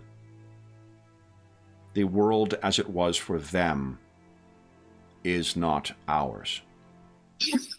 Although, Conir, remember, they challenged the gods. And what have we spoken of?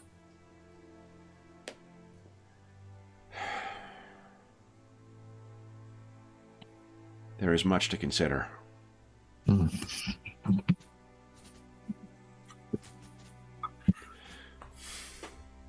I am edified by your correction. Yeah. I'm never in your debt, Conir, so... He shakes your hand and says, I am pleased that you live, and I hope to see you again soon. As do I. He stands back, nods to you, and you recognize the sort of bracing that he's doing to get ready for the tunnel.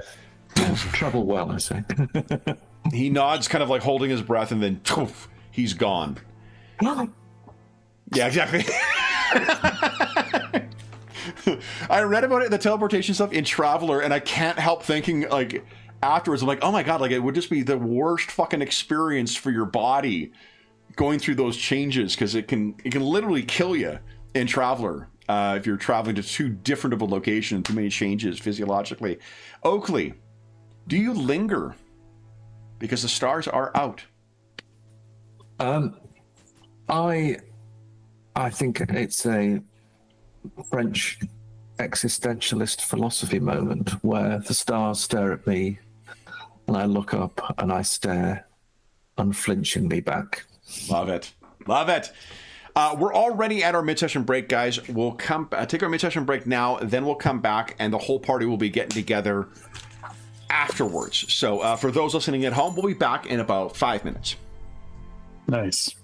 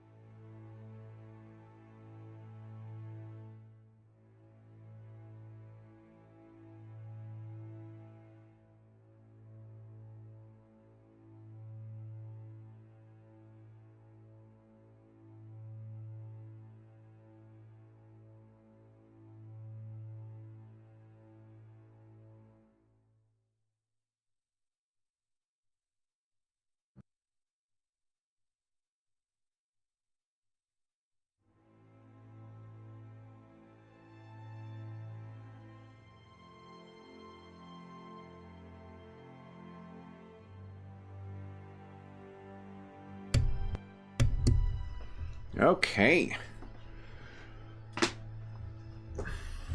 Hey. Hit my cord every time. All right, we're all back. So, Sirocco, let's pick up from you arriving at Moonbeam's residence, where she has just brought Juggler and Midnight. Moonbeam, why don't you tell us a little bit about where you live? Hold on, let me move you guys back to away from Asylum here and back to Newtown. Let's see here. I think we'll go. Oh wait, hold on. We're going to Moonbeam's house. So there we go. So Moonbeam, tell us a little bit about what we would see as your residence. Well, I guess it would be kind of not well kept, and lots of esoteric stuff flying around, and her fortune telling gear. And when's the last time she told a fortune? Probably not very often. I think she keeps it very secret. So yep. I think she practices herself in her room, but probably has not told a lot of fortunes over the last 2 years. Okay. Let's see. Yeah.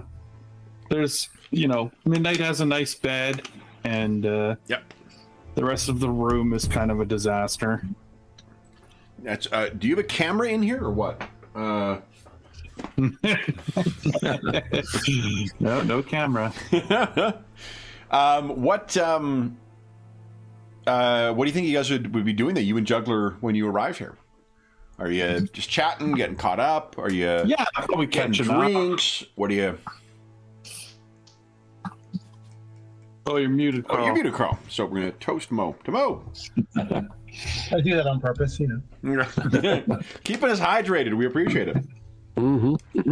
Yeah, I don't know. Let me see what I know. I have is Juggler like fastidious? I don't know.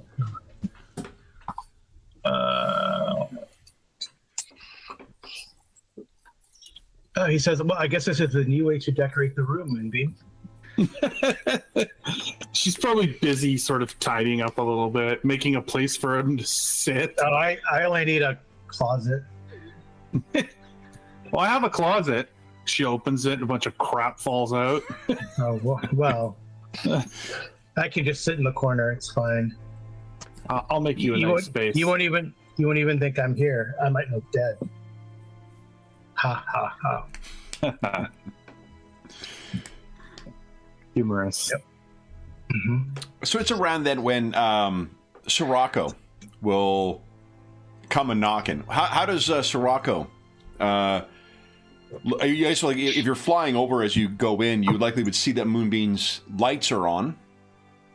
So she's home and she's not out, at a fight or something like that. I wonder if Sirocco would be in full exuberance mode and fly in the window like old times. Yeah. Yeah, I think he like kind of forgets himself. I think he's like, it's Moonbeam. She won't care. And putting aside the fact that I haven't seen her. I mean, I would like to see her often, but I don't know if we do. So it might have been, it probably wasn't yesterday. Maybe it was. What do you think, Moonbeam? How long ago? Yeah, Weeks? I don't know. Or days? Yeah, a couple weeks probably. Okay, yeah. So it's out of the question, but it's still like, seriously, Sirocco? So he goes, he goes diving in the window dramatically, with a flurry of wings and and just talking as he comes. Yeah, as he's flying still. Juggler, why don't you give us a intellect check with 1 boon, please? Okay.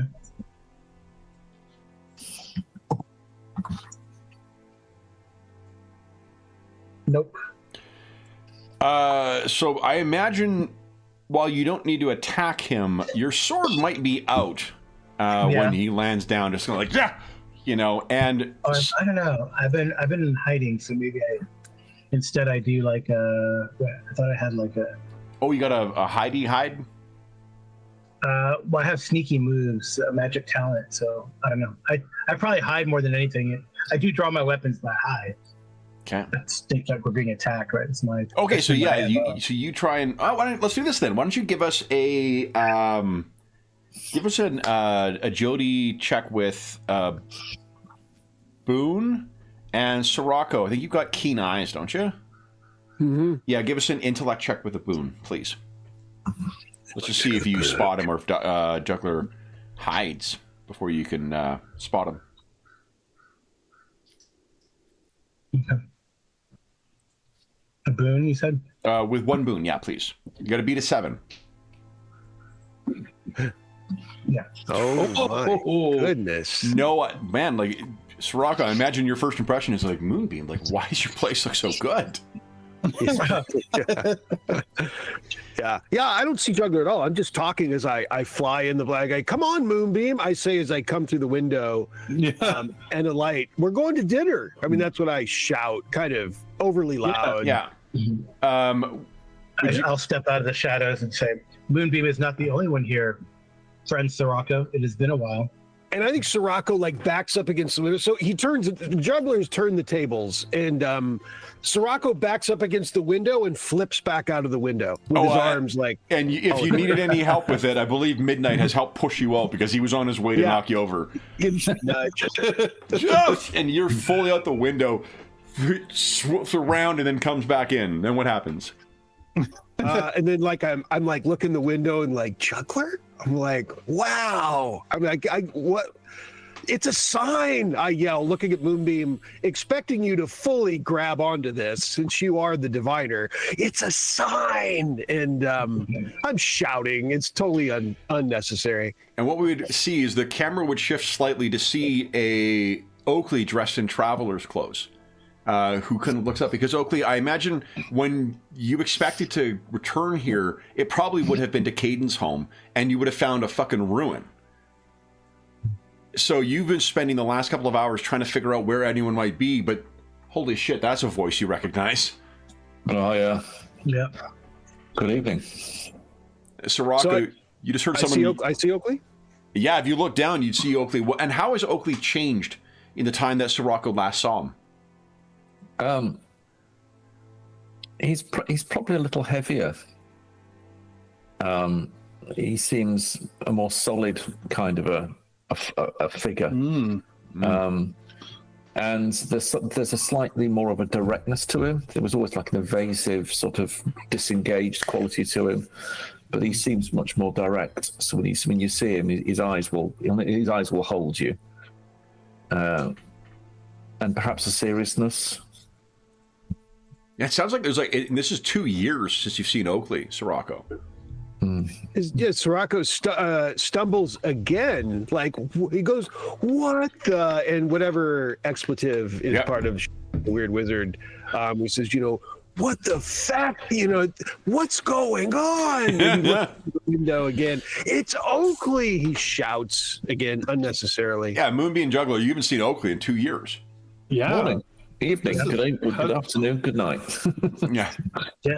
Hello. Yeah, since the incident. Yeah, the temple. In the temple. Yeah. You're all still alive, and my throat was 3 times.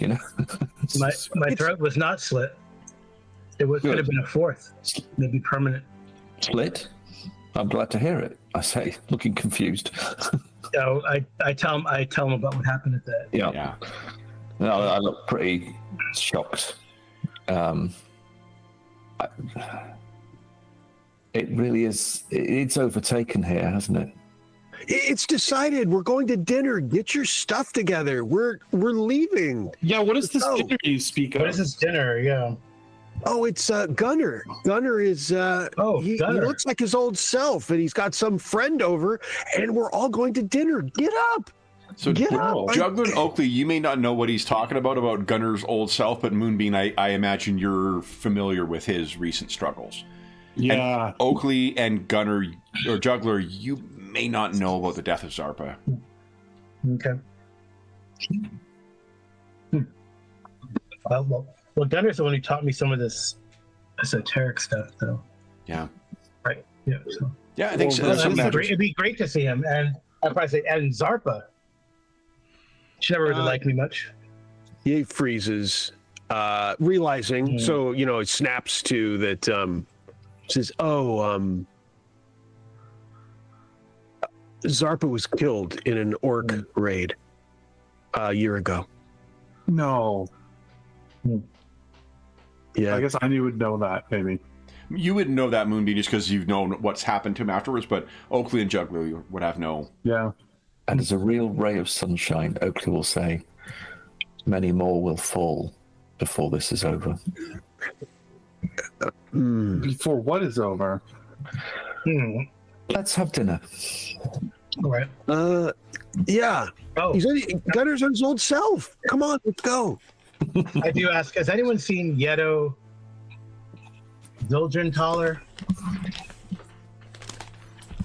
What was the name again? Yeto Zildjian There's no fucking way. That's the name. No, Carl got a bang on right. I named an NPC Yeto Vildventaler. Cheers. Oh yeah, that's your old coworker, right, Juggler? That rings a bell. Wait, were you? No, Sirocco wasn't in the circus, right? In the carnival? Nope. No, but you guys had a thing, another session, like, and there was something. He came. I mean, I think I was there. That he came around, and I think I have it in my notes. How about that? It's in my notes. Damn it. Yeah, before all this happened, he ran into me here in Newtown, and I had honestly forgotten because of all the tragedy and fighting against this fallen angel in their cult. But yeah, Moonbeam, he kind of admitted that he killed me. Oh, Wow. Well, The first time. that's a thing, huh? that's... I don't know what to say, Juggler. Is that? I don't know if you've seen him. I don't know if. So you didn't kill him? I take it. No, I was going to get Caden to, help me round him up. But, well, the events. Yeah. Yeah. Well, come on, dinner. Yeah, I just wondered. Maybe he'll be at dinner. Yeah, it wouldn't surprise me at this Off point. now. Well, let us go to dinner. Mm-hmm. So, oh man, this is the weekend of eye patches, guys. My goodness. Because I just found the image I'm going to use for Jedrick Kyle. And let's see if it'll actually populate. Come on. I see it. Do you? Yeah. Yeah, it's not shown on mine yet. Okay. Yeah, 20's been weird this weekend. Just underneath Juggler's icon. Yeah. Oh, is it? Yeah, it's still not populating for me. Okay. Roll 20. There it is. Now it's here. They were down altogether on Thursday. Matter, so. Well, hopefully the people watching. There we go. Okay, so he's there now. I made him big. Too big. Okay. He's fuzzy. There it is. So big. All right. So there is. I'll put a little token on him, or what do you call it? Name. Jedrick Kyle. Kite, not Kyle. Kite. Can't read my own handwriting. So when you guys get back to the to your residence, Sirocco, you can hear raised voices as you're approaching. One of them is back to Gunners. One of them is Gunners. Raised as in cheery laughing. No, shouting. Angry. Yeah. Oh, great! I mean, I think Sirocco's back to his old. At the moment, he's gone back to his youthful inner voice, outer voice, confusion self. It's not He changed. goes, oh, great, and heads like straight in, like he's not waiting. Yeah. So you go straight in, and I think what you find is Jedrick in the position you found yourself in early on with this.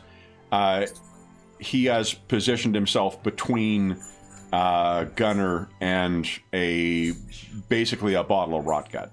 So Gunnar seems quite intent on getting to it, and Jedrick is trying to reason with him out of whatever's going on. And when you come in, you can see Gunnar just gets even more agitated and just kind of shouts, "Get out! Get out!" I wave everybody in. I'm like, I'm giving everyone the high sign to get in here. Okay. So you all come in, and Gunnar kind of sees all of you, and Look who's here, Gunnar. It's everyone. And I think so. Jedrick kind of shoots you a look, Sirocco. That's kind of I don't know what. It's almost grateful, I guess, that you're back. And Gunnar, why don't you give us I'm thinking a will check, Sirocco. Do you think there's any boons that would go into that? Will check. I mean, one of my professions is caravan guard. I don't know. Yeah, sure. Yeah. Yeah. If nothing else, that would speak to the history you have with Gunnar, right? Right. Intellect, you said, right? Will, I think. Oh, I'm sorry. Will. Yeah. Yep. I'm better at that.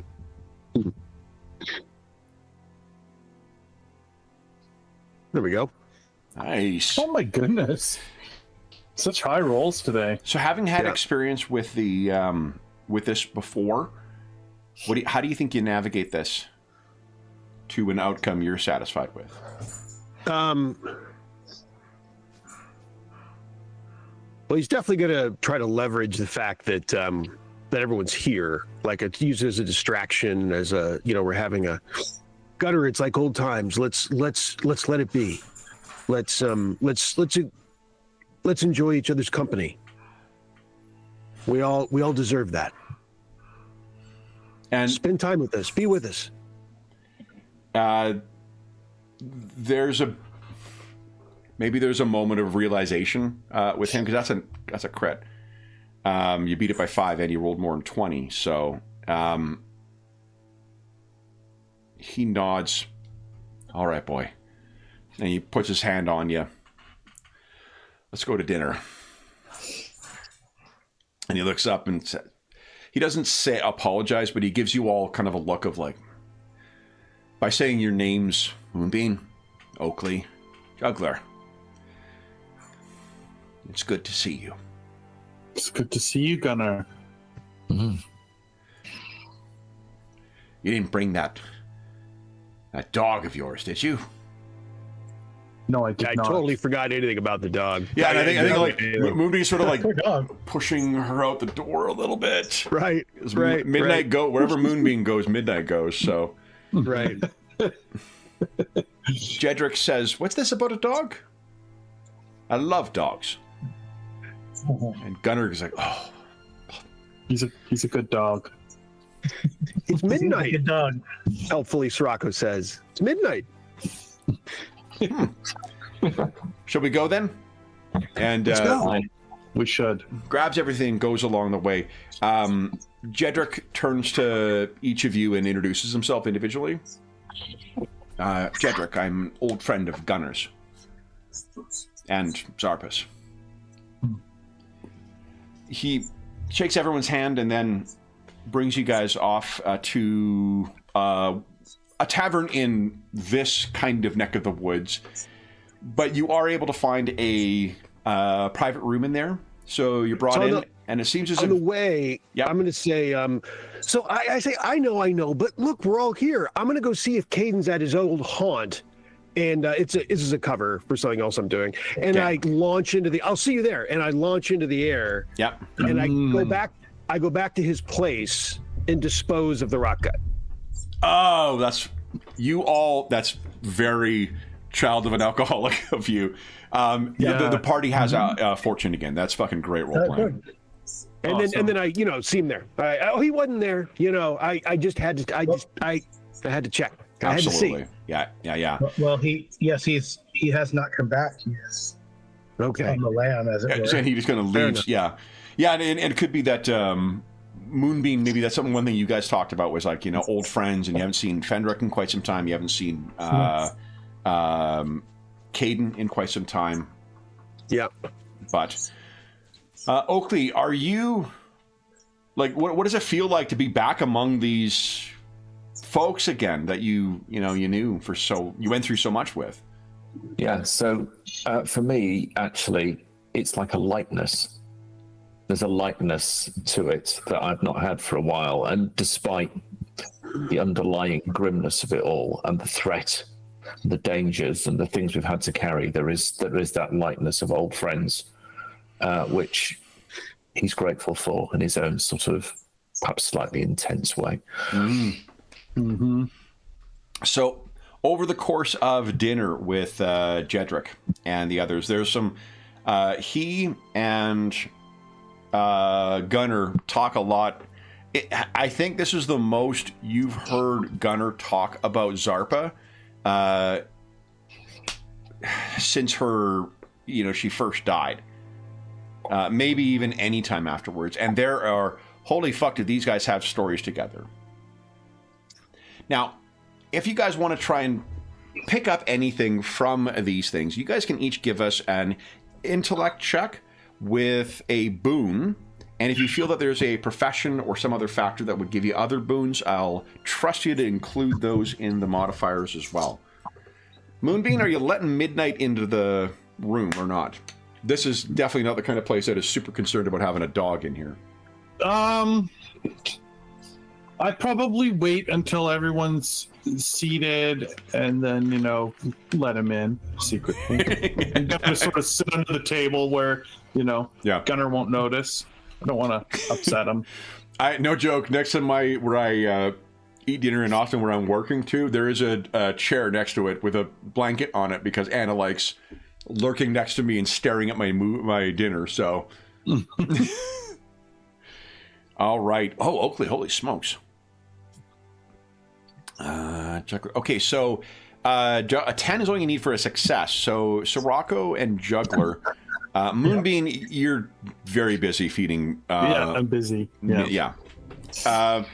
Juggler and Sirocco and Oakley, what are you listening for? And Oakley, you can go for some pretty extremes here because you got a crit success on that. Is there anything particular about the things, like, for instance, if you wish to confirm that he is a ranger? Sirocco, that's one thing you could be listening for.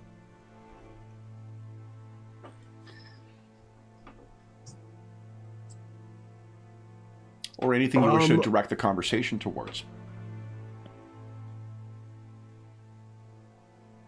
Maybe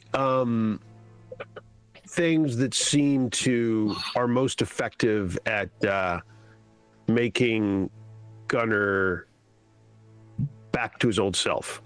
So the subjects and the subjects and the what gets invoked to make him truly happy and carefree. And I think that a lot of that is the routes. It seems that Gunnar has a knowledge of this. Like, you always knew that he really knew his way around the things and knew like safe places and things like that, and knew sort of the kind of things that make a like unbelievably dangerous project like crossing the Salt Barrens a survivable process. Gunnar loves talking about that stuff because it's the thing he was the best at and probably the thing he did the best work at too. You also never really learned where Gunnar got his magical training, and you get a sense that while Jedrick's not a mage, Jedrick seems to have some idea some idea of where Gunnar got his training. But if you're not going to push on it, then he's just happy to sort of talk about. You remember that time in, south of whatever, some landmark. They talk about things. But if that's what your intent is, it's definitely a great night for Gunnar. Anyone else? Go ahead. I mean, if I hear it go there, it doesn't mean I won't throw out oh, really? Like, you mean like so and so? Like who? I mean, I might throw out a little something. I mean, I won't like go hard to the mat, but I'll throw out a little hook or two to see if it can go. Yeah. Oh, who was that? Okay. I think Gunnar will likely say. Let's see. I think I've got because we should have an image for him as well. I think I've got one. Yeah, here we go. Not ideal, but it's sort of what I've been picturing Gunnar kind of like. He's aged horribly in the last 2 years. So, Geralt, or Gunnar rather. Put nameplate down for you. There we go.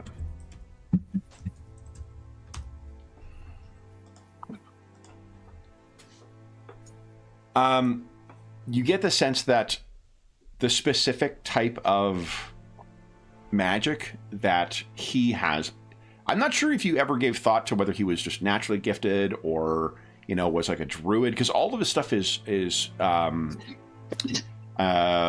nature oriented, right? And weather oriented. He seems to have had training in some kind of facility that you get the sense. He's not going to talk about specifics, but the way that Jedrick talks about it, you would think that Gunnar may have had training that is somehow related to the Rangers. Mm-hmm. To the Rangers, gotcha. To the Rangers, right.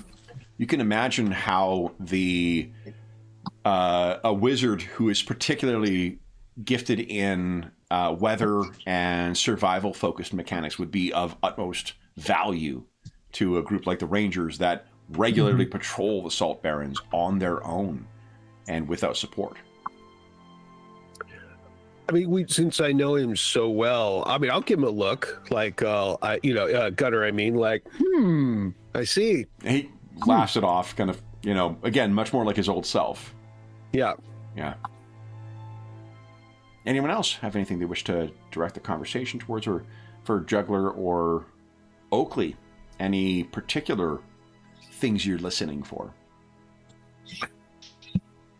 So I'll be listening in for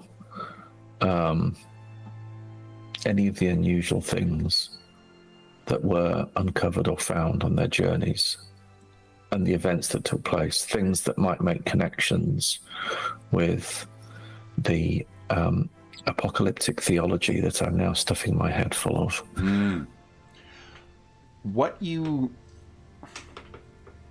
So if you're talking a little bit about, if you prompt in a couple of times, there's a couple of things that you're picking up from the conversation. For one, if Sirocco has suspicions about this, you have no doubt in your mind that Gunnar likely had associations with the Rangers. It also sounds like from some of the stories they're talking to, you're pretty sure that Zarpa was a Ranger. And that she just was likely deep cover for it.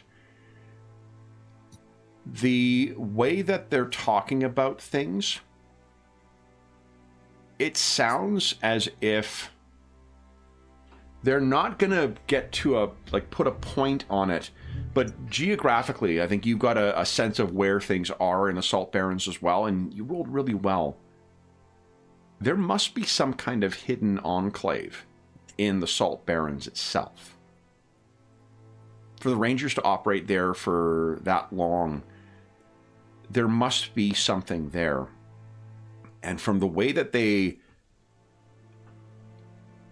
the legend is that the Rangers were sort of an offshoot of a chivalric order that started kind of like, imagine if it's not a direct parallel, but imagine if the Knights Templar or the Knights Hospitaller ended up instead becoming the actual like road wardens, or something like that, as opposed to, bankers. So, what you get the sense that there is a crossing back and forth of there too, but it really sounds like there's something that is out there that they're also protecting. The way that, because if you ask or push him a little bit about whether he's going beyond, the Rangers seem to keep the area of around the Salt Barrens as the place. And yeah, like there may be more out there than what you realized. And the goals of the Rangers, it does seem like it is broader than than just simply keeping people safe as they are crossing the Salt Barrens or dealing with threats out there.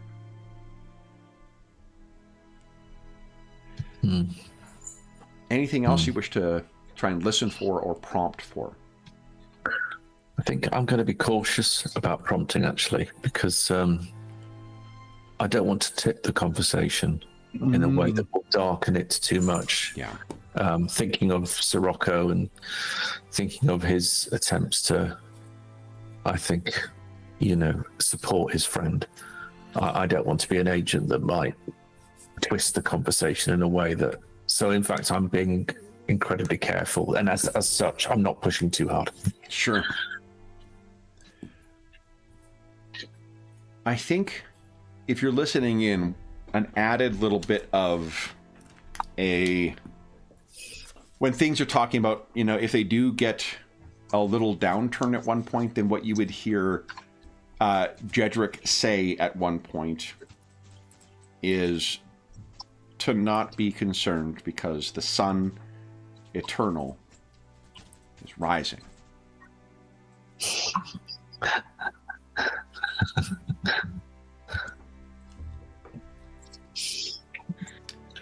And it is a paraphrase of something, but again, you've never heard this phrase. Not until Gilgamar was repeating in a language that has not been spoken by any, or not natively by any living thing for tens of thousands of years. And only uncovered by you, and seemingly ignorant of or at least it seems as if Connor was ignorant of the true origin of the phrase. Do you let it pass, or do you challenge it whatsoever? Or prompt it anyway? The line is given is a line of hope. I'll let it pass. Okay. Sometimes it's better not to be the smart ass in the room. I have a mug that I keep in my desk at work.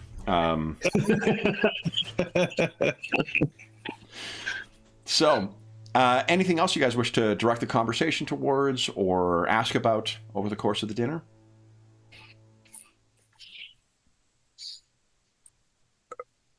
How'd they meet? I'll ask how they met. The two of them exchange a, kind of a knowing look, and say, "We've known each other a long time." And I'll give an eye roll, okay. At which Gunnar laughs,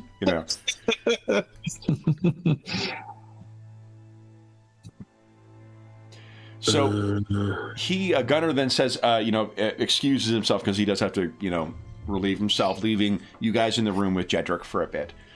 And when he's gone, Jedrick kind of, will... He'll sort of look around and then look over at you, Sirocco, and gesture back to Gunnar's seat. He's not doing well, is he? No.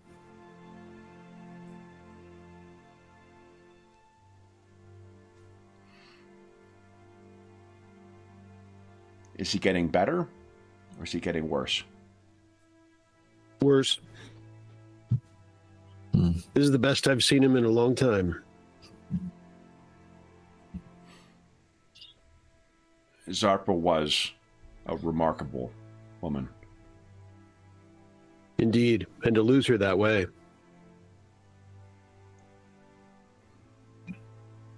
It was horrible.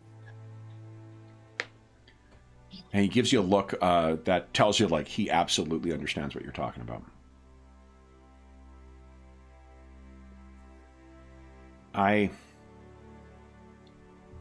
It points at you, Oakley.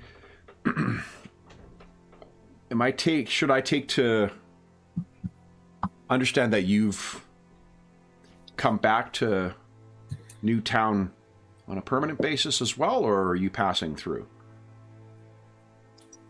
I'm here for as long as I need to be. I can tell you all care for the old man, but I think what he needs is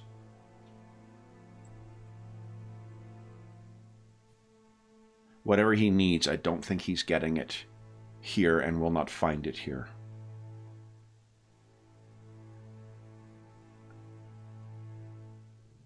I'd like to take him with me.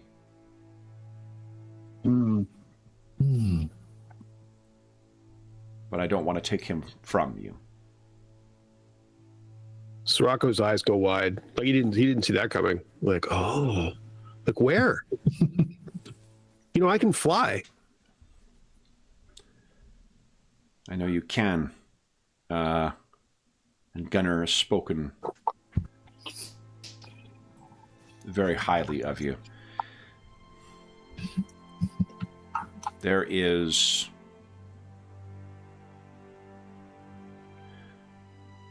where I want to take Gunnar, he is known, and I think he will find a new purpose.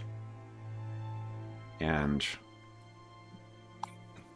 I think the wound that Zarpa's loss has caused will never be removed, and he will live with it till his dying day, but he needs purpose. And if he will not return to the work he did before, and I don't think he can without her, he needs something else before he drinks himself to death. I couldn't agree more. So we cannot know where. Since he's talking about taking Gunnar, it's all the gloves are off now. Like, yeah. Where? I cannot tell you now, but I can tell you it is to a greater purpose. And I can promise to, when I can, keep you apprised of his status. It's hard work, but he's a hard man, and I think it will help him. A year ago, I would have been distressed at this suggestion, but not now. He won't last long on his current trajectory here. No, it seems the right maneuver.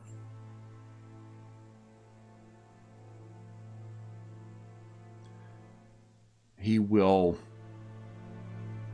I have no doubt, resist and insist that he needs to care for you, but I scoff. It's not, I can't help it. It's like, yeah, please.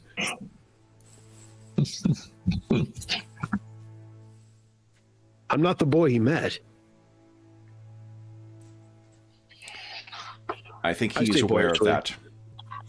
And I think we should speak, Sirocco, before we leave, and privately. Oh, I'd like that. I say a little bit mischievously, in the sense that, like, all these secrets, especially since he's going to take Gunnar, It's one thing if he just pops in and out of town, then maybe, I don't know him that well yet, but okay, now, all right, what are you about? He's ready for that. He's ready for that meeting. Yeah. So Jedrick says, well then, tomorrow. This will be a conversation for tomorrow with him. No. Tonight, let's let him enjoy himself. Mm-hmm. Even with Midnight here, he snickers at Moonbeam. And at that point, Midnight is just like eyes wide, kind of going for a leftover beef bone. Don't say his name. My bad. MIDNI. So I'll be, on the laborious spelling. Yeah, this is terrible. Yeah. So then Gunnar returns, and Jedrick kind of gives a look to all of you,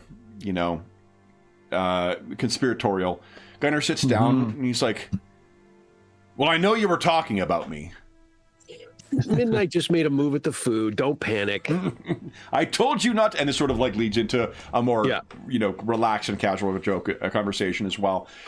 Anything else you guys wish to come from the dinner, or you wish to have either moments with one another, or if you'd like to tell us how this is impacting any of you? I think Sirocco's emboldened to be direct with Gunnar, to tell him, I've enjoyed tonight with you more than any night in the last year.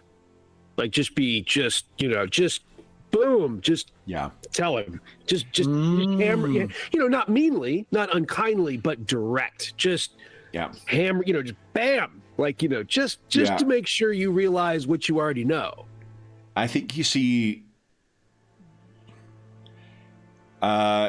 he's not crying, but his eyes are definitely soft. And he just gives you kind of a half smile and a huge fucking hug. My bones are hollow! My bones are hollow! Ah! Yeah, it's truth. Yeah. Yeah. I'm a harpy, right? Just wings and things that crunch. He, after hugging you, he sort of points you in the chest and says, there are big things for you, boy. Big things for you. Yeah, I think so too. And you just can't help but laugh. What about the rest of you guys? Anything you wish to talk to one another with? Talk to Midnight about? Midnight is a font of discussion, I tell you. All sorts of things. I think at some point... Oh, go ahead. No, go ahead. Go ahead, Jeff. What? I was going to say, I think at some point, Moonbeam says, I think it's fitting that I should read all of our fortune as a group. And she pulls out some tiny of her little deck of cards that she uses, that she's got sort of stashed in a little sleeve of her coat. And she'll lay them out on the table and sort of read everyone's fortune as a group. Okay. Oh. I need to grab one thing. Give me 2 seconds. Yeah. Ooh, good. Oh no! Oh no! He's grabbing his Doom deck. I mean, Probably something bad for us. Moonbeam's just going to make it up, right? And it's just going to be really nice. Of course. Happily ever after. There are fell spirits around, and I just wonder what you're going to get. I mean, not to mention if there's any church representatives nearby. Well, yeah. Yes, Auntie Mabel says she loves you very much, and to keep looking after the cat. There you go. Yeah.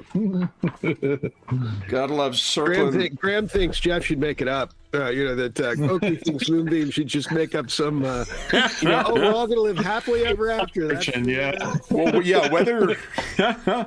Whether she reveals what she sees is, I agree, a completely different. True. That's fair. That's true. It's up to you, Moonbeam. It's up to you. It's good to know you've got a filter. Or have you? She does remember how poorly it went last time she told Sirocco his future. Yeah, that was a milestone. Yeah. Oh, dear. she figures it helped him grow, though. And Soraka was, I think expecting that kind of thing, like, the little paper thing you did in grade school that would be like, oh, you're going to marry so and so. Yeah, he's And expecting it's like, you will be the harbinger of the end. Esteban was going to be his girlfriend up until then, and then it just all came apart. Indeed. Okay. That was so good. Oh dear. Okay. Oh, let's do it this way, actually. Okay. So whose fortune? Jedrick declines, as does Gunnar. So it'll just be for you guys. Okay. Okay. Well, I'll look at them and say, well, keep your eyes open then, and at least Gunnar, probably I'm guessing might know what I mean. Jedrick may or may not, but with meaning the new church. Okay. So this will be a series, Jeff, of random dice rolls here. I know it's going to disappoint you, but very sad. Would you give us who is up first? Let's do them in the order here on the screen. So Oakley first. Oh, Oakley first. Give us a percentile. Don't mess this up, Oakley. So actually, what I'll need... Yeah. Like, oh, no worries, Midnight. Your fortune is always positive. Yeah. Well, Ears are up. it's interesting whether you get my fortune or Gilgamesh, but Oh, yeah, interesting. Would you give us 3 percentile rolls, please? Okay, so nice. There we go. does it? Oh, yeah. If I do 3D100, does it do it so you can see them or no? Yep, we'll see the results of each 3. Yeah, Yeah. Okay. each of the 3. Even though it'll sum them. Yeah. Okay, that's good. What was that stupid fucking made-up word I had from this morning, Sean? Oh, Automatica or something? It was just something with automatic. I Automatical. Think. Automatical. Automatical. Automatical. It's like it's not automatical. And I'm like, why am I doing this in a southern accent? It's pretty good though. For gibberish, it's reasonable. It's not. Yeah, it has a very kind of like Pogo-esque like verisimilitude to it, where it's not quite the word you'd like a Walt Kelly-esque. It's kind of like a word, but not quite a word. Steampunky too, almost. Yeah. Anna agrees. Yeah. Okay, so I'm gonna. Ooh. And. Ooh. So here's what I'll do as a compromise between these various ideas we've had. I'm going to whisper these prompts to Jeffrey, and he will tell you what the fortune is. What Moonbeam says, yeah. Exactly. Let's see here. No pressure, Moonbeam. She's learned her lesson about Hilarious. being too We've been honest. inconsistent with her name, too, because I have, at different times, her name is Moonbeam and Moonbeam. There are 2 possible people to whisper in this. Let's see here. Moonbeam. Wait, what? Long. Oh, do I have it typed wrong? Oh, I do have it typed. Oh, no. In fairness, I may have been the one who fucked that up, but let's see. You're the here. Moonbeam. Here, I'm just going to... I did type Okay, it wrong. Jess, you just got my test there, Jeff? Yes, I did see that. It's Okay. supposed to be beam, like Moonbeam, like the light, not like a beam. I don't know. Someone else has that now, Jeff. I honestly, I've had it as Moonbeam for a very long time as well, too. I thought her name was Moonbeam. Like in a, It's, Like the beans that grow in the light of the moon? yeah. yeah, magic beans. That's funny. I never even noticed that. So I'm separating them by dashes here. Oh, because they're like a 3-parter. Precisely. Yeah. So those are your 3 things that have been revealed about Oakley's fortune. Oh. Would you tell him what his fortune is? Yes, I can see that you've come here to rejoin your friends and that we are all to work together. And I see that you've finally become who you were meant to be. Not sure that you feel the same way sometimes, but it is what the cards tell. All right. And then for Thank you, Moonbeam. Juggler, Okay. Ooh. I mean, I'm sure it's fine.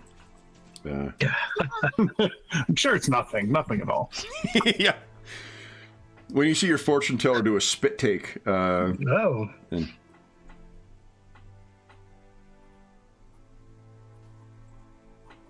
okay. Looking forward to see how this one comes out. Oh no! Yeah, that worked, right, Jeff? The test? Yeah.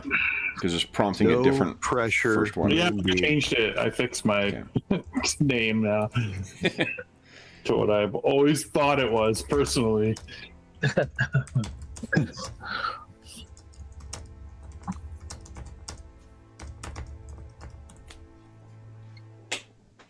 Oh.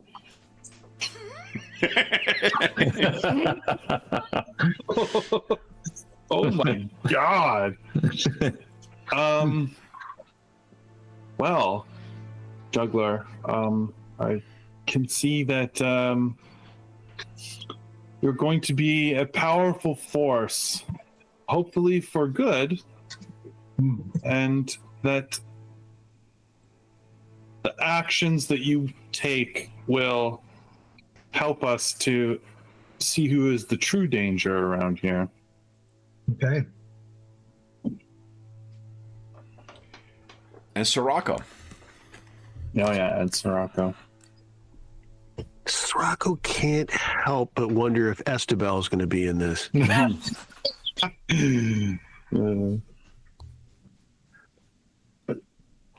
This is a cool little thing you got, Kev. I like it.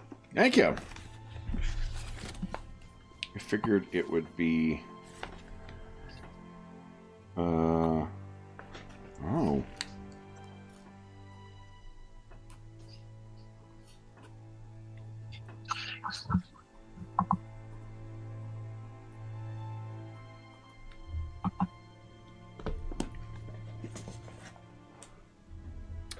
And here is... I assume you changed your name once again between Fortune, so... Yeah, back and forth, Yeah. just to make it very confusing. Soon she'll be Moon Bear. What about Moon Beer, like the drink? Yeah. She should sell some Moon Beer. Seriously. All right, There's a whole Sirocco. branding opportunity right here. Jeff did have his character be the sponsor for a beer in our Riffs campaign. That's right. Nice. Oh, this is nerve-wracking, actually.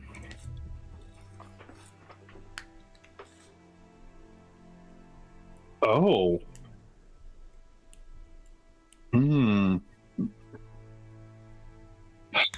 Sirocco's leaning way over the table, like Yeah. inadvertently. Your Tell me, ability Moonbeam. Tell me. to help keep our own group from being discovered has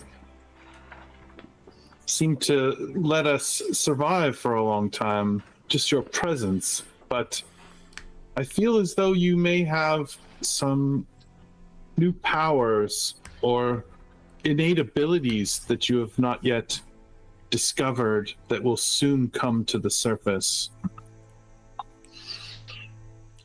Mm. Do you feel something brewing, bubbling Yes. up? Yes. Yes, I've been working hard. And looks at Gunner, He nods. my magic mentor. Right, of course.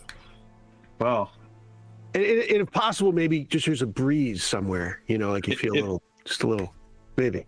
it may It's your soon pay imagination. off. But he thinks. Well, your hard work, I think, will pay off soon. Oh, good. He looks at everyone. Good. And then Moonbeam, Do you read your own fortune? I think so. I think she'll do it. Okay. It's rare. She hasn't done this for an even longer time. Yeah. So let's see what the... As long as you don't roll a 25 for that last one, I think you'll be... Yeah. Ooh. All right. Well, at least the others don't know, right? So... Yeah, I don't have to say what this one is, that's for sure. You're not going to tell us what your fortune is? Oh. I didn't lie to you guys at all. I kind of interpreted them. I mean, they're interpretive kind of little things. But what about your fortune? I don't know yet. Kevin's looking it up. Okay. So, here is your fortune, Moonbeam. Oh, no. Also known as Moonbeam. Or Also should be known as Moonbeam. Oh, Yeah. you could give him two fortunes, one for Moonbeam and one for Moonbeam. And then she could finally decide which one she really is. Finally make that last call.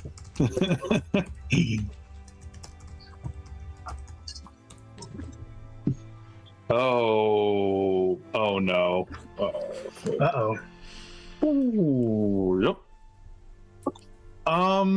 How's Moonbeam's poker face?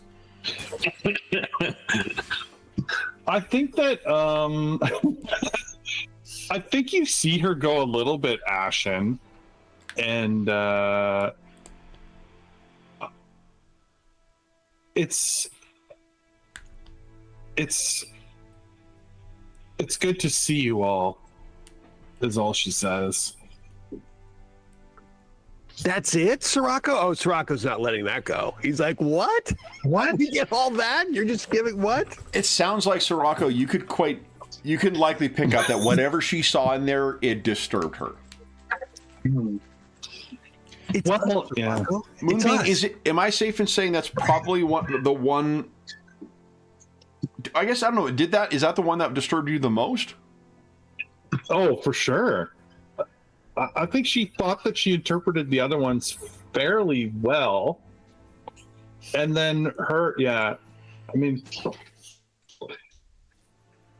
she reads her own fortune as like she should be avoiding these this friend group, or making friends with these people, because there's some danger either for herself or for them in this bond. Right? And so maybe maybe her presence is going to, the same way she was saying, it seems that Sirocco and Oakley have helped to sort of, hide the nature of their group, that she is somehow destined to expose their friendship or something, Yeah. That's the way she sees it, like their alliance, their little secret alliance. So it sounds then like, Oakley, what is your intellect? It is, I think it's 14 13 or 14, 14. Right? I think you likewise can pick up that she's clearly upset and perhaps not being truthful about whatever her fortune is. I've seen it many times at the guild. Well, one of the interesting questions about is your fate set until you insist on reading it? Right. Or by Maybe. the act of that, do you trap yourself in whatever is coming? But everyone has their fortunes as requested. How's everyone feeling about the fortune that Moonbeam offered? Yeah. No, I see it. I totally see it. Good job, Moonbeam. We should do this more often. Yeah. You guys like yours? It was terrific. Thank you. And Oakley's thinking that was suspiciously innocuous, but let's see. Anything else you guys wish to do at dinner? I think at some point... Oh, go ahead, Oakley, sorry. So I wanted to speak briefly to if I could get a private moment with Jedrick before they go. Yeah, of course. When he perhaps he's either getting up or returning from the loo, you may catch him in the hallway. Yeah. I'll just say it. Just to say, there's very little I can tell you that you don't already know. You've stayed alive this long, so you will know more than I about the wilds and the dangers that they hold. But my understanding is that the influx of the orcs, the pestilence of that plague, is not something that can casually be called a fortune. There is a purpose, and there is a strength to it, and there is, if anything, possibly a guiding hand. And that you would be well, insofar as this would affect you, where you go, to be cautious of the church for reasons that probably do not really need to be spoken, but there is something that is understood and there is something that is hidden about the church, and its power grows, but it grows for reasons perhaps more of the hidden, with the effect of what we can see. He nods. There is a change coming. There is. And so I was going to say I bid you well and to take care, but I would suggest you probably could look after yourself pretty well. He says it is always good to have friends. Indeed. You've not been in Newtown for long. No, I saw them. While they don't have long connections to the region, to these lands, the reach and influence of the church is quite clear here, and quite strong and growing even. It's bold of you to choose this as your home and be willing to speak so openly against the church. Why is that? First, I choose the people that I speak to carefully. And secondly, if you're going to make a difference, you have to be in the right place.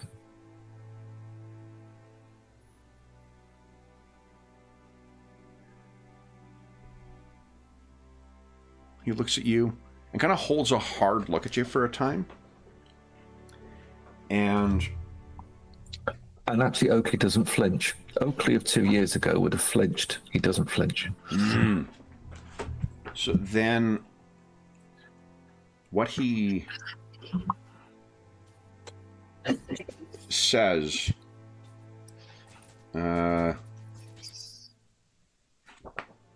in Old Oraldian is the sun eternal rising, the night unending falls, the sun eternal rising. And he seems to sing it along for enough things to land on the sun eternal rising once again, to bookend it with both that same phrase. Yeah. You have the rhythm of it very well, I say. And I'll say that in Araldi. You can see something now that perhaps you were not anticipating, but his eyes almost go white, and you can see very briefly something. One of his, yeah. The other one's behind you. It pokes through. You can see that there is almost something behind him. And he says in Old Oraldian, "Who are you then? I do not recognize you. Mykena? Tintena? Kaziel? Gilgamar. And he says in Oraldian, reveal yourself then. I assume he does. Well, Gilgamar is still part of a crystal. Right. And not bonded to you. This is a Deva. This is what you would become if you fused with it. Right.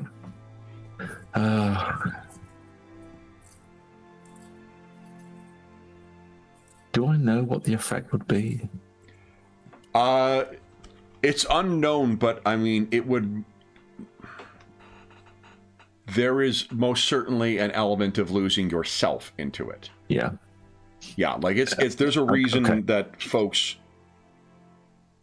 often don't bond with a symbiote, right? Okay. So I will say to Jedrick then, I will say, I am not yet two as one. We are still separate.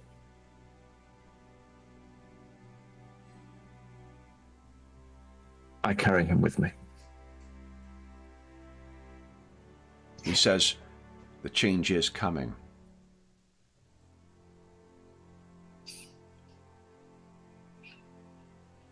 If we are to see the world that comes, that which is must be preserved. That when the dawn rises, we might see this new world. Yes.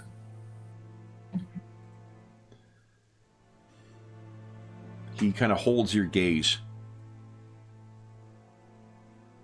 You don't know yet if you intend to. I'm finding strength without. And I want to explore that first. Gilgamar has seen this before. And he sings once again the sun eternal rising, the night unending falls. Your kind pass. If you wish to have hope for a future.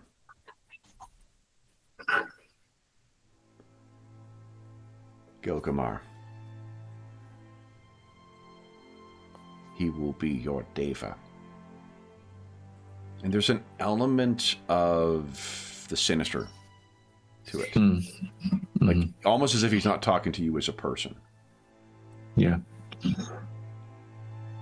He puts his hand on your shoulder, which is clearly intended to be something to assure you. And he says, these things are trifling. This world, it is the cycle of things. Night gives way to day, gives way to night, gives way to day.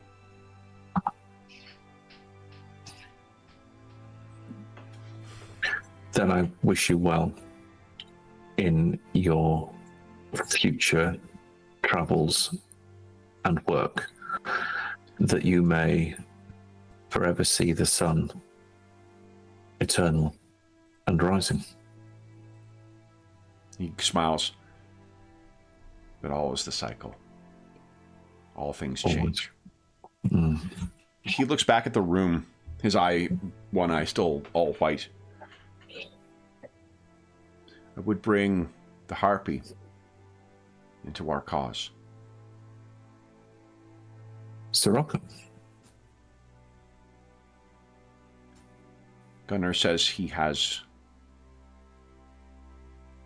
great capacity. One of the most powerful, growing mages that I have met. He will be a preserver. You have not told your friends of Gilgamar. I don't think I have. Not sure I have. No. It is challenging for those to see and accept the cycle. Choose whether to tell and when carefully. I suspect a time will come. Indeed. The spirit seems back in. But the expression of Jedrick, now that you see it in there, you can't help but see. Yeah. And he says, takes your hand and says, when you are Gilgamar, no, I am Uriel. Thank you. Clasps you on the shoulder and then heads back in, leaving you in the hallway. How is Oakley feeling? Bad. Really bad. Like, I've just gone from like a tea leaf thing, which was quite nice. Meet your friends, you become the person you want to be, and everything's going to be fine. It's lovely. Have some cake. To, well, you now are going to be consumed by a sorcerer king, so that the cycle can continue. And there is an inevitability to that cycle as day follows night, as night follows day. And so it is that the ancient Araldian sorcerer king must need to become one with me, probably at a moment which is going to be needed to preserve the cycle and ensure that we can continue.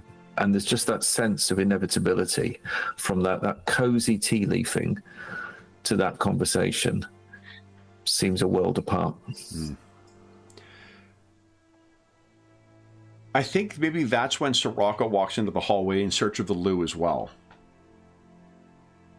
You just see me looking very pale, and I say, "Oh, hello. I think something must have disagreed with me. Yeah, it's that way." I say, more secrets, huh? And I clap him on the shoulder and hit the loo. Okay. Oh, Oakley. Same old Oakley. Yeah. And there's been, well, actually, I guess maybe there hasn't been any drinking, but I mean, he feels like he's been drinking. I mean, I don't think Sirocco would drink. He'd like to, but not in front of Gunnar, and so he would. But he's kind of drunk on the night. Yeah. Drunk on the night. Yeah. Camaraderie. Yep. Yeah. It is a heady brew. Indeed. So, Juggler, anything you wish to do over the course of the evening?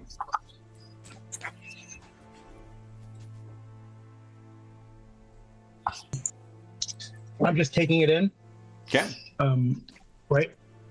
I mean, I guess maybe he's a little confused because he's there with friends, but I think he doesn't particularly care for the new god and the new god's rhetoric.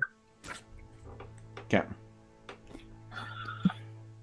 So then, at some point, Sirocco, Jedrick will pull you aside. Perhaps just before everyone is going to be calling it an evening. And he says, I think Gunnar, I think this night was good for him. I appreciate you helping him see its necessity. Oh yeah, let's hope that it's a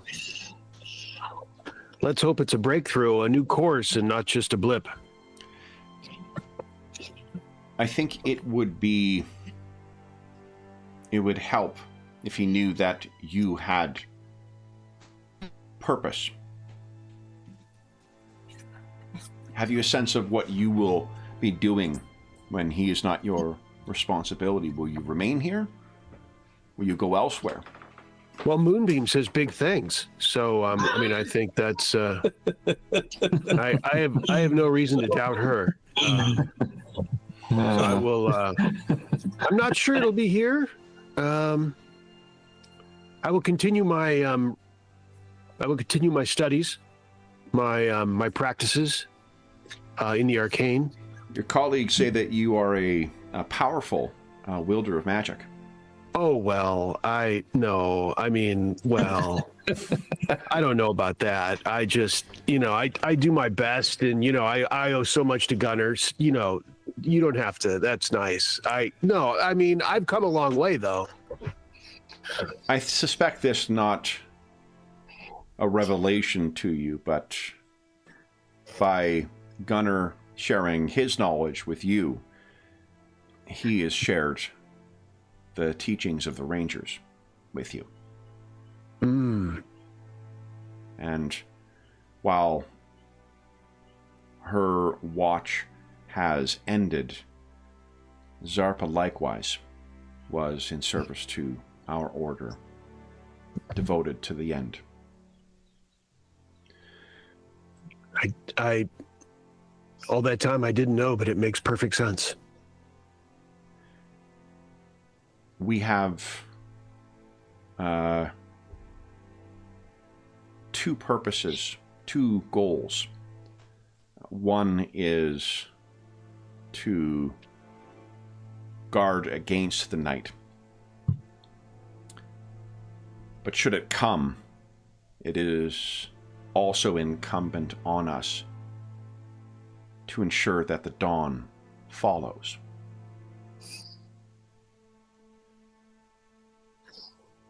Where I will be taking Gunnar is part of that grand project. Looking around, it seems obvious to those who with eyes, and he kind of like winks at you as if joking, that there is a darkness settling. And while night may not come, to not prepare for it, and to ensure that dawn follows, is to abandon this world to darkness eternal. This will be Gunnar's purpose, I take it. And Gunnar believed that you might have a role in that purpose as well. The darkness comes inevitably. It may not be in our lifetime, but it is coming. And when it does, the Rangers guard against a perpetual night. We prepare to bring the dawn as surely as fate brings the night.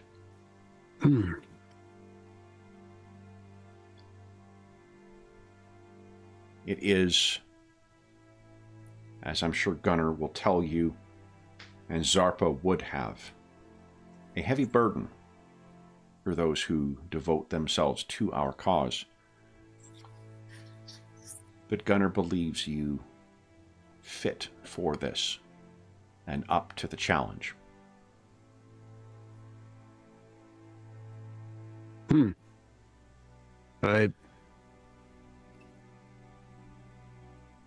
Where do you dwell exactly?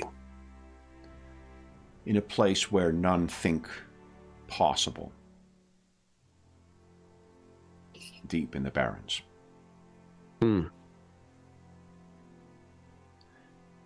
It is not a coincidence that the orc plague spreads across them. There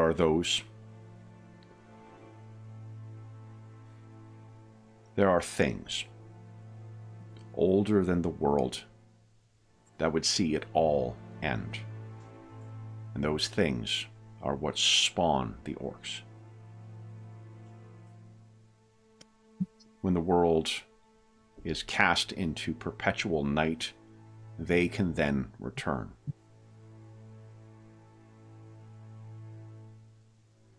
But we are clever, and we have prepared. And while they may bring the night, as surely we will bring the dawn.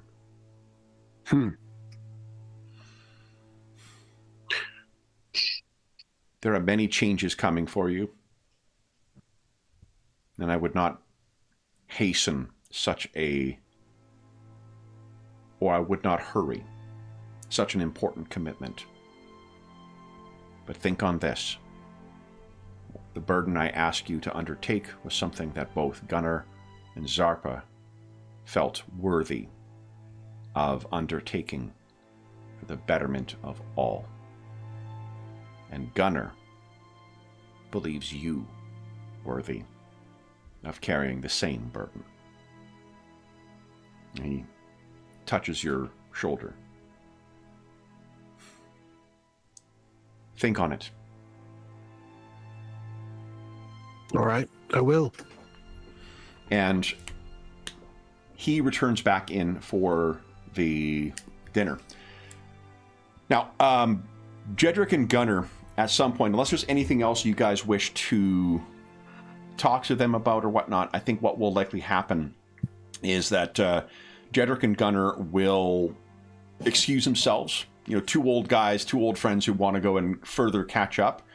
They'll probably leave you guys here, and Jedrick will leave basically behind like a kind of open tab, so you guys can relax and enjoy each other's company. It is not lost on him or Gunnar that you guys have not seen each other for quite some time as well. So is there anything else you wish to interact with Gunnar or Jedrick? And Oakley, can you avoid staring at Jedrick after that conversation? I'll try. Yeah. Okay. Then I'm not hearing anything else, so the two old guys will take their leave, leaving all of you behind. Yeah, I mean, there's plenty to catch up about, probably. Like, all right, Oakley, seriously, where have you been? What's this kind of stuff? Yeah. So for tonight, I'm going to not tell them, as in not tell them the import of the stuff that I've found out. But that I absolutely will, but not for tonight. So I'll just. You're not going to tell them that you teleport people's tracheas out for no mob money? No. No. Darth Vader's got nothing on you. So I'll talk about the splendors of Asylum, the city of thieves, and I'll tell them. I'll just give them stories of the people that I've met and the incredible places and the iniquities of the place as well, and I'll keep it light and keep it to that, and the sort of deeper stuff will time for another day. Why don't you give us a will check, and everyone else give us an intellect check, please.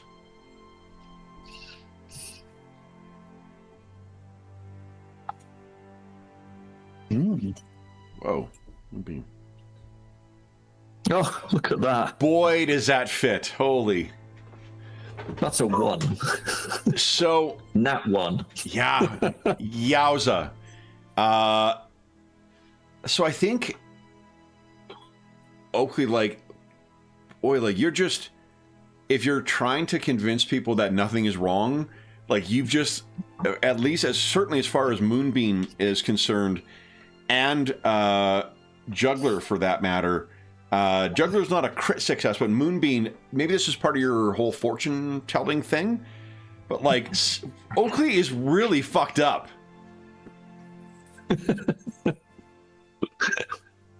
I don't think so. That's right. He's been just gone a while. We haven't seen him. Juggler can tell something is wrong and off about Oakley, but Moonbeam, you can really tell there is something deeply desperate, and I don't know. What would you say, Oakley? Is it terrified? Is it unquieted? Is it what's the root of how he's feeling? Does that sense when you've got to give a huge presentation and you haven't done the work? It's that sort of panic. It's that sort of feeling like I'll get through it, but I've got absolutely no idea how. Yeah. And that's kind of what he's thinking about what's to come. And I think he stumbles over his words because he's actually thinking about the greater import of what probably he and the people that he's talking to, his friends here, will have to be involved in. So you can just tell that this is, Oakley's in a, tossing the tracks in front of the train kind of situation. Yeah.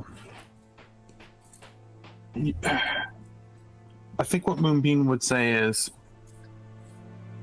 you didn't come here for dinner, did you, Oakley? Trying to think quickly, he says, I didn't realize there was going to be dinner, so no. Is there something else There is. that brings you to town? Of course. Well, we are all here.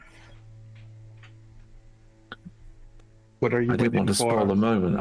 I look at Sirocco. I mean, Are you dating? Is that what you're trying to get out? That you're seeing someone? you're going to make me feel worse now. This is the moment, Oakley. Is it? All right. Well, all right then. Let's clear the table and talk.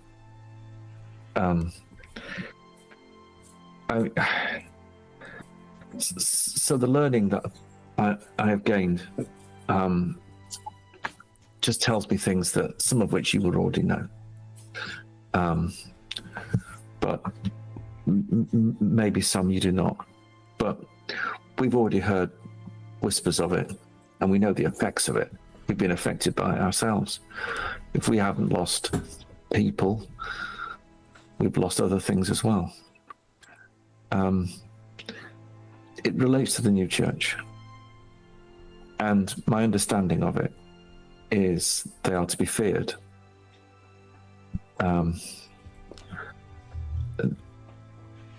There is an old Araldian rhyme, which you've heard now. The sun eternal rising, the night unending falls, the sun eternal rising. I'll give it the way Jedrick does it. The cycle. We're heading towards the night unending. That's the cycle we're in. And it's going to be up to people like us to ensure that that turns around and we see the sun rise again. The church, by the way, I don't know if you know the phrase diva, but I do carry the ancient Araldian sorcerer king who stood up and tried to fight against the gods himself with me. He's not a part of me, but he's with me. Ilgamar, his name is. Draco has a crunchy face. What do you mean with you? With you? I carry a physical artifact that has him enmeshed within it. What he seeks is to become part of me. Have you seen someone about this? Actually, I just have. Is You were that coming why to New- Jedrick came? Oh. Jedrick? Is that who? Was he here for you? Did you come to meet him? No. I think Jedrick particularly wanted to meet with Sirocco. And that's important. Me? Yeah, because you know of Traxxas. I love the Sirocco's immediately like, yeah, that tracks. Yeah. Okay.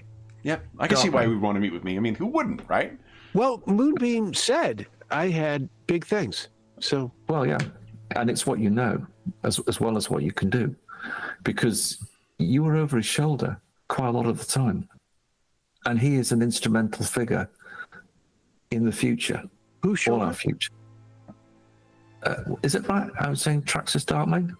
Oh, yeah, Shraxus. He's now talking about, not Jedrick, but Shraxus. Yeah. Oh, Shraxus. Yeah. What does Shraxus have to do with this? Well, it's complicated, but essentially, to cut a long story short, we've got several religious cults that are in play. The actual identity of them is a little difficult. Is the new church all that it says to be, or is it actually something related to Atum, the Atomosian faith, where there's only one God, but that God is all things. It is the night, and it is the day, and it wishes to consume all things. It was a feared god because it brought not only joy, but it brought terror in equal measure, which was the point of that god.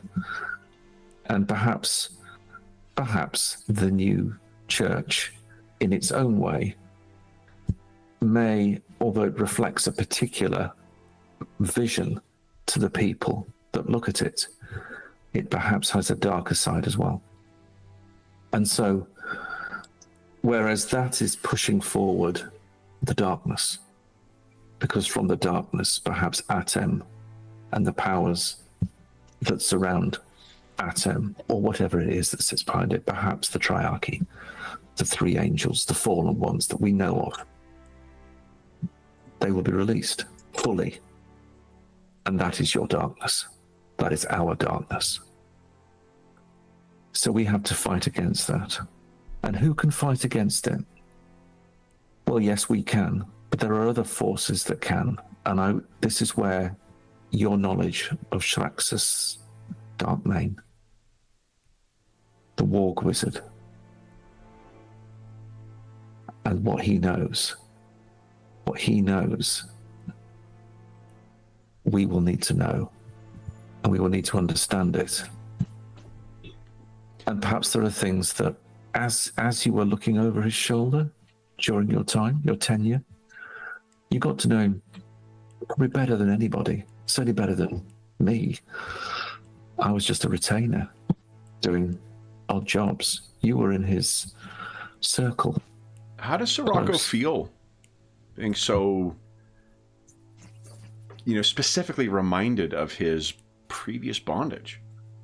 It's definitely taking some shine off the bloom. It's like it's, of the night. Like yeah, I can see that happening, and my eyes flick towards Moonbeam, as if to say, there you go. I mean, it seems a little strong. I don't know if I was in his circle. I mean, I was certainly in his office, morning, noon, and night. I'll give you that. That's what I meant, really. Yes, I see. Oh, I see. Yes, and I did read. I read what he read. An awfully lot of what he read. He's now missing. He's gone silent. Do you know anything about that? No, and the context that I have don't either.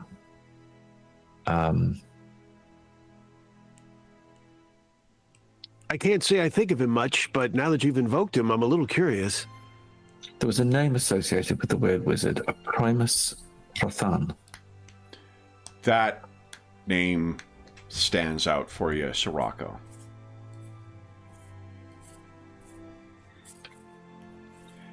There are few who know the truth of the kingdom, such as it was of the weird wizard.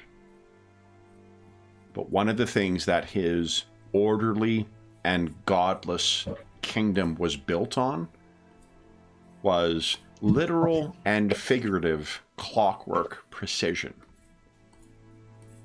While he experimented with many different forms of life and created bizarre fusions of different kinds of creation, it's contested whether he intended to do that, or whether by forcing his order on his lands, it made the borders rife with disorder and transformation. His kingdom was populated by a variety of order-focused clockwork beings.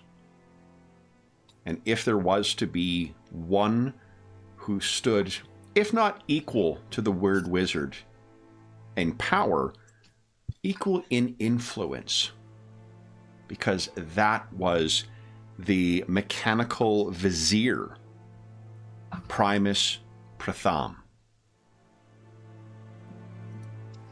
Primus Pratham was also a traitor to the weird wizard and a informant for Shraxus Darkmane. You've seen that name many times. you would need to access Shraxus's memoirs or journals in order to determine where he may be, if he and that still will not determine whether or not he survived the fall or disappearance of the Weird Wizard. But yeah, you know that name.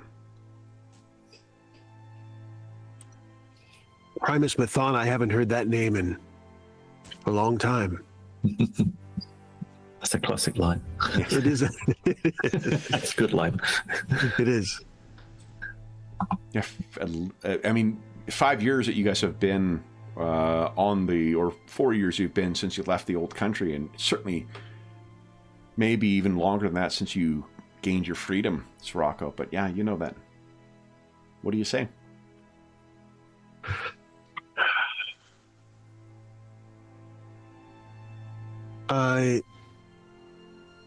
It seems too much to think about. I don't know.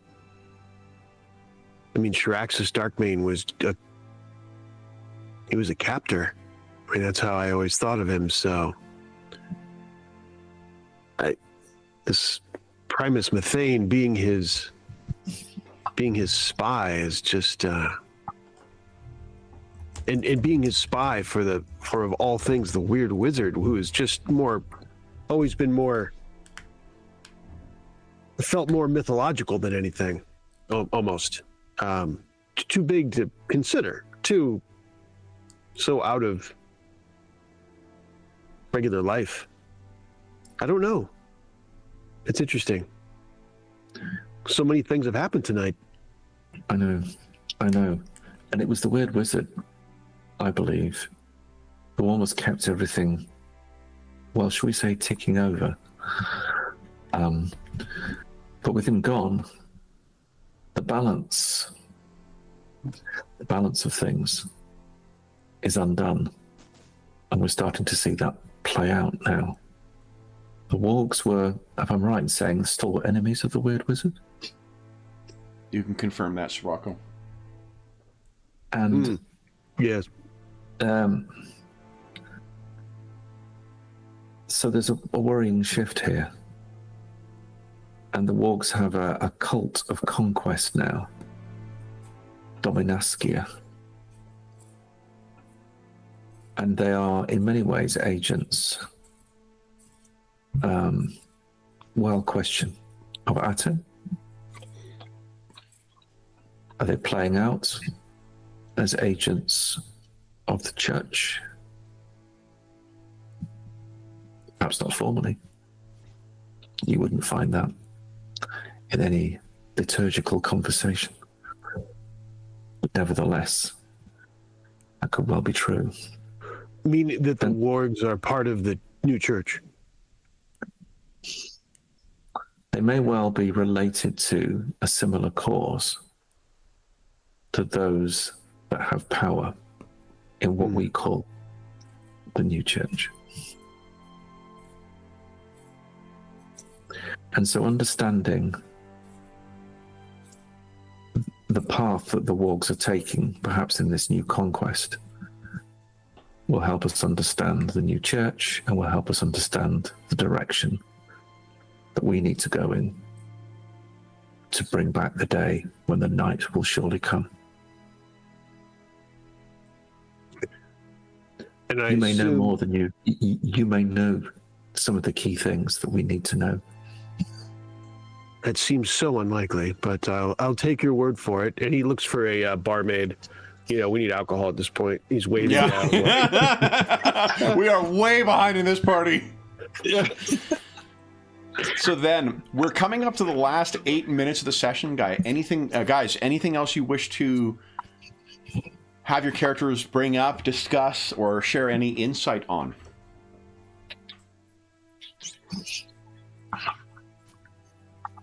I'd probably let on about his some of his studies, his further advancements in wind magic, and his confidence in the air and with the arcane. Once the liquor arrives. So it is a proverbial, watch me, Dad, watch me, Dad, watch me, Dad, watch me, watch me. They're like chain elements, do a little elemental action, Yeah. What about Moonbeam or Juggler? Anything you guys wish to? Yeah, I think that like after what's gone on tonight, and this could be at the end of or later in the near the end of this thing, is she'll say, "I know what would cheer us all up. Why don't we go find someone for me to knock out?" To knock out? I know this about Moonbeam, probably, right?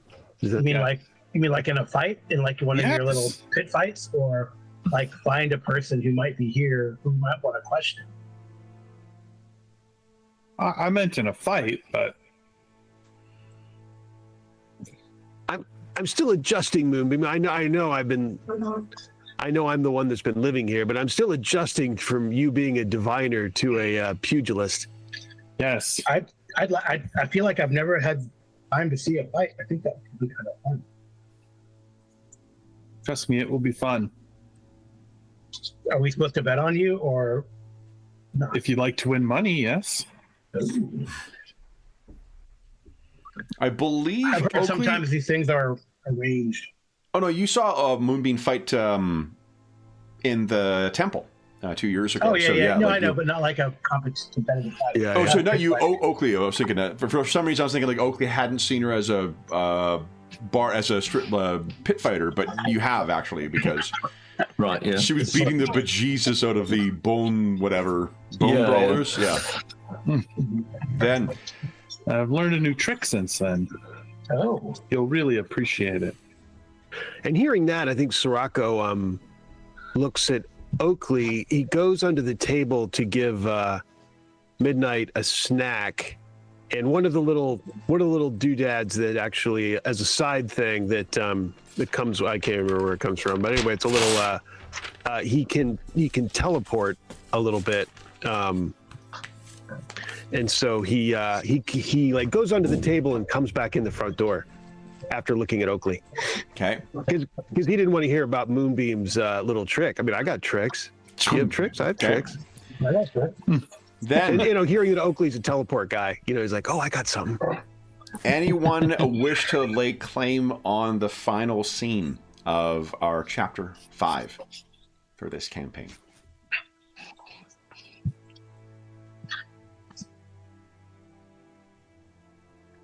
I have an idea, but I don't want to take away your. Yeah, go for it. Go for it. I don't want to Yeah, take away your. I don't want to take away your agency, GM. No, go ahead. What do you got? What do you got, Juggler? Yeah, we're on a private room, or is like a Private room. restaurant, right? So I guess we are going to go see, and it's in a restaurant. Yes. It's in a tavern, and again, a tavern in this neighborhood that you can see. Oh yeah, perfect. All right, so we're gonna go. We'll go do the pit. I think we go do the pit fighting. We probably had a few bottles. Might as well. And as we're leaving, I think my friend Yeto. Oh, so you're not going to be able to have that much. Then never Sorry. mind. No. Next adventure will be picking up a year after I this asked. night. Yeah. So, but no, sadly, that is going to remain still a mystery as to who actually killed so a maybe- juggler. Well, maybe I see an old member of the Church of Hate trying to sneak back into town too. I think that's likely something we can deal with in future. Let's maybe leave with everyone leaving the Estebel could be tavern there. on the way to the street fights. And why don't you tell us, guys, from the start of this evening until this moment, what is, I guess, at this moment in particular, what do we see as reflective of your character's state of mind as they're leaving the bar? Is it possible that we see Estebel at the pit fight? You will not see Estebel in the pit fight. Most certainly not. Or maybe on the way. Maybe on the way. I think, you know what, if I might, I think maybe as you're leaving, you'll turn towards Moonbeam, like, maybe we'll see Estebel at the fight. Yeah. Okay. I mean, I'm over her. I'm just saying, Absolutely. Right. Of course. It's amazing you can fly with that much of a, baggage for 4 years. Moonbeam, what do we see as you're leaving?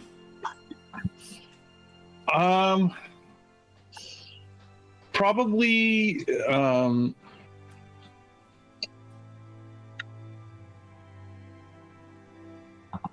I think she's maybe walking behind everyone, and I think she's got like sort of a very worried look on her face.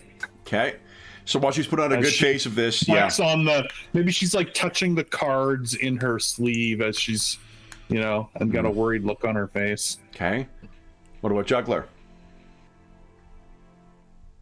Right. I think Juggler, if we're passing by the street scene, I think he's going to linger on the old, the old barracks.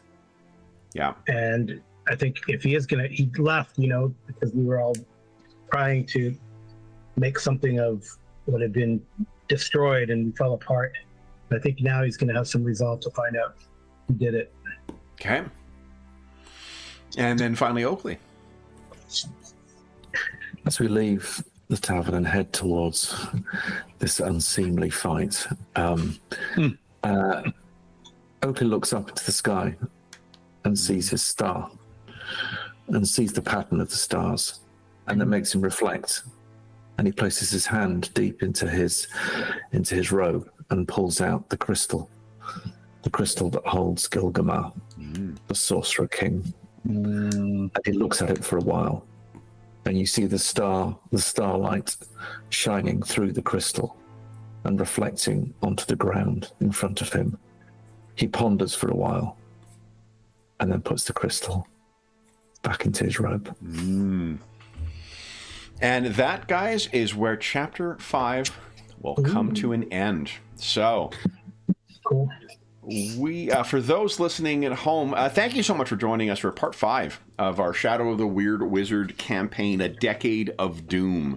As is always the case, if you have any comments, questions, or concerns regarding the session, the campaign, or the game we're playing, please don't hesitate to leave a comment in the comment section down below, and I'll endeavor to reply in a timely fashion. A reminder, too, while we have been playing this monthly, we're off next month. Next month, I'll be on vacation when this would normally be scheduled, so our next session will be in August, but we'll be posting that date. Actually, I can tell you what that date is right now. It is, let's see here. Next session is October 23rd. No, August 23rd.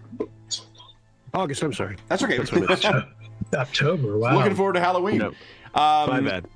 We, in the interim, I mean, if you have any comments, questions, or concerns about this, please don't hesitate to leave a comment down below. I'll endeavor to reply in a timely fashion. There's also a link down below to the Dungeon Musings Discord server, where we have channels dedicated to most of the games we have on the channel, as well as most of the campaigns we have ongoing. There's also Find a Group, GM discussion, virtual tabletop chat, convention chat. There's a terrific, knowledgeable, helpful, and friendly community over there, and you're more than welcome to join us.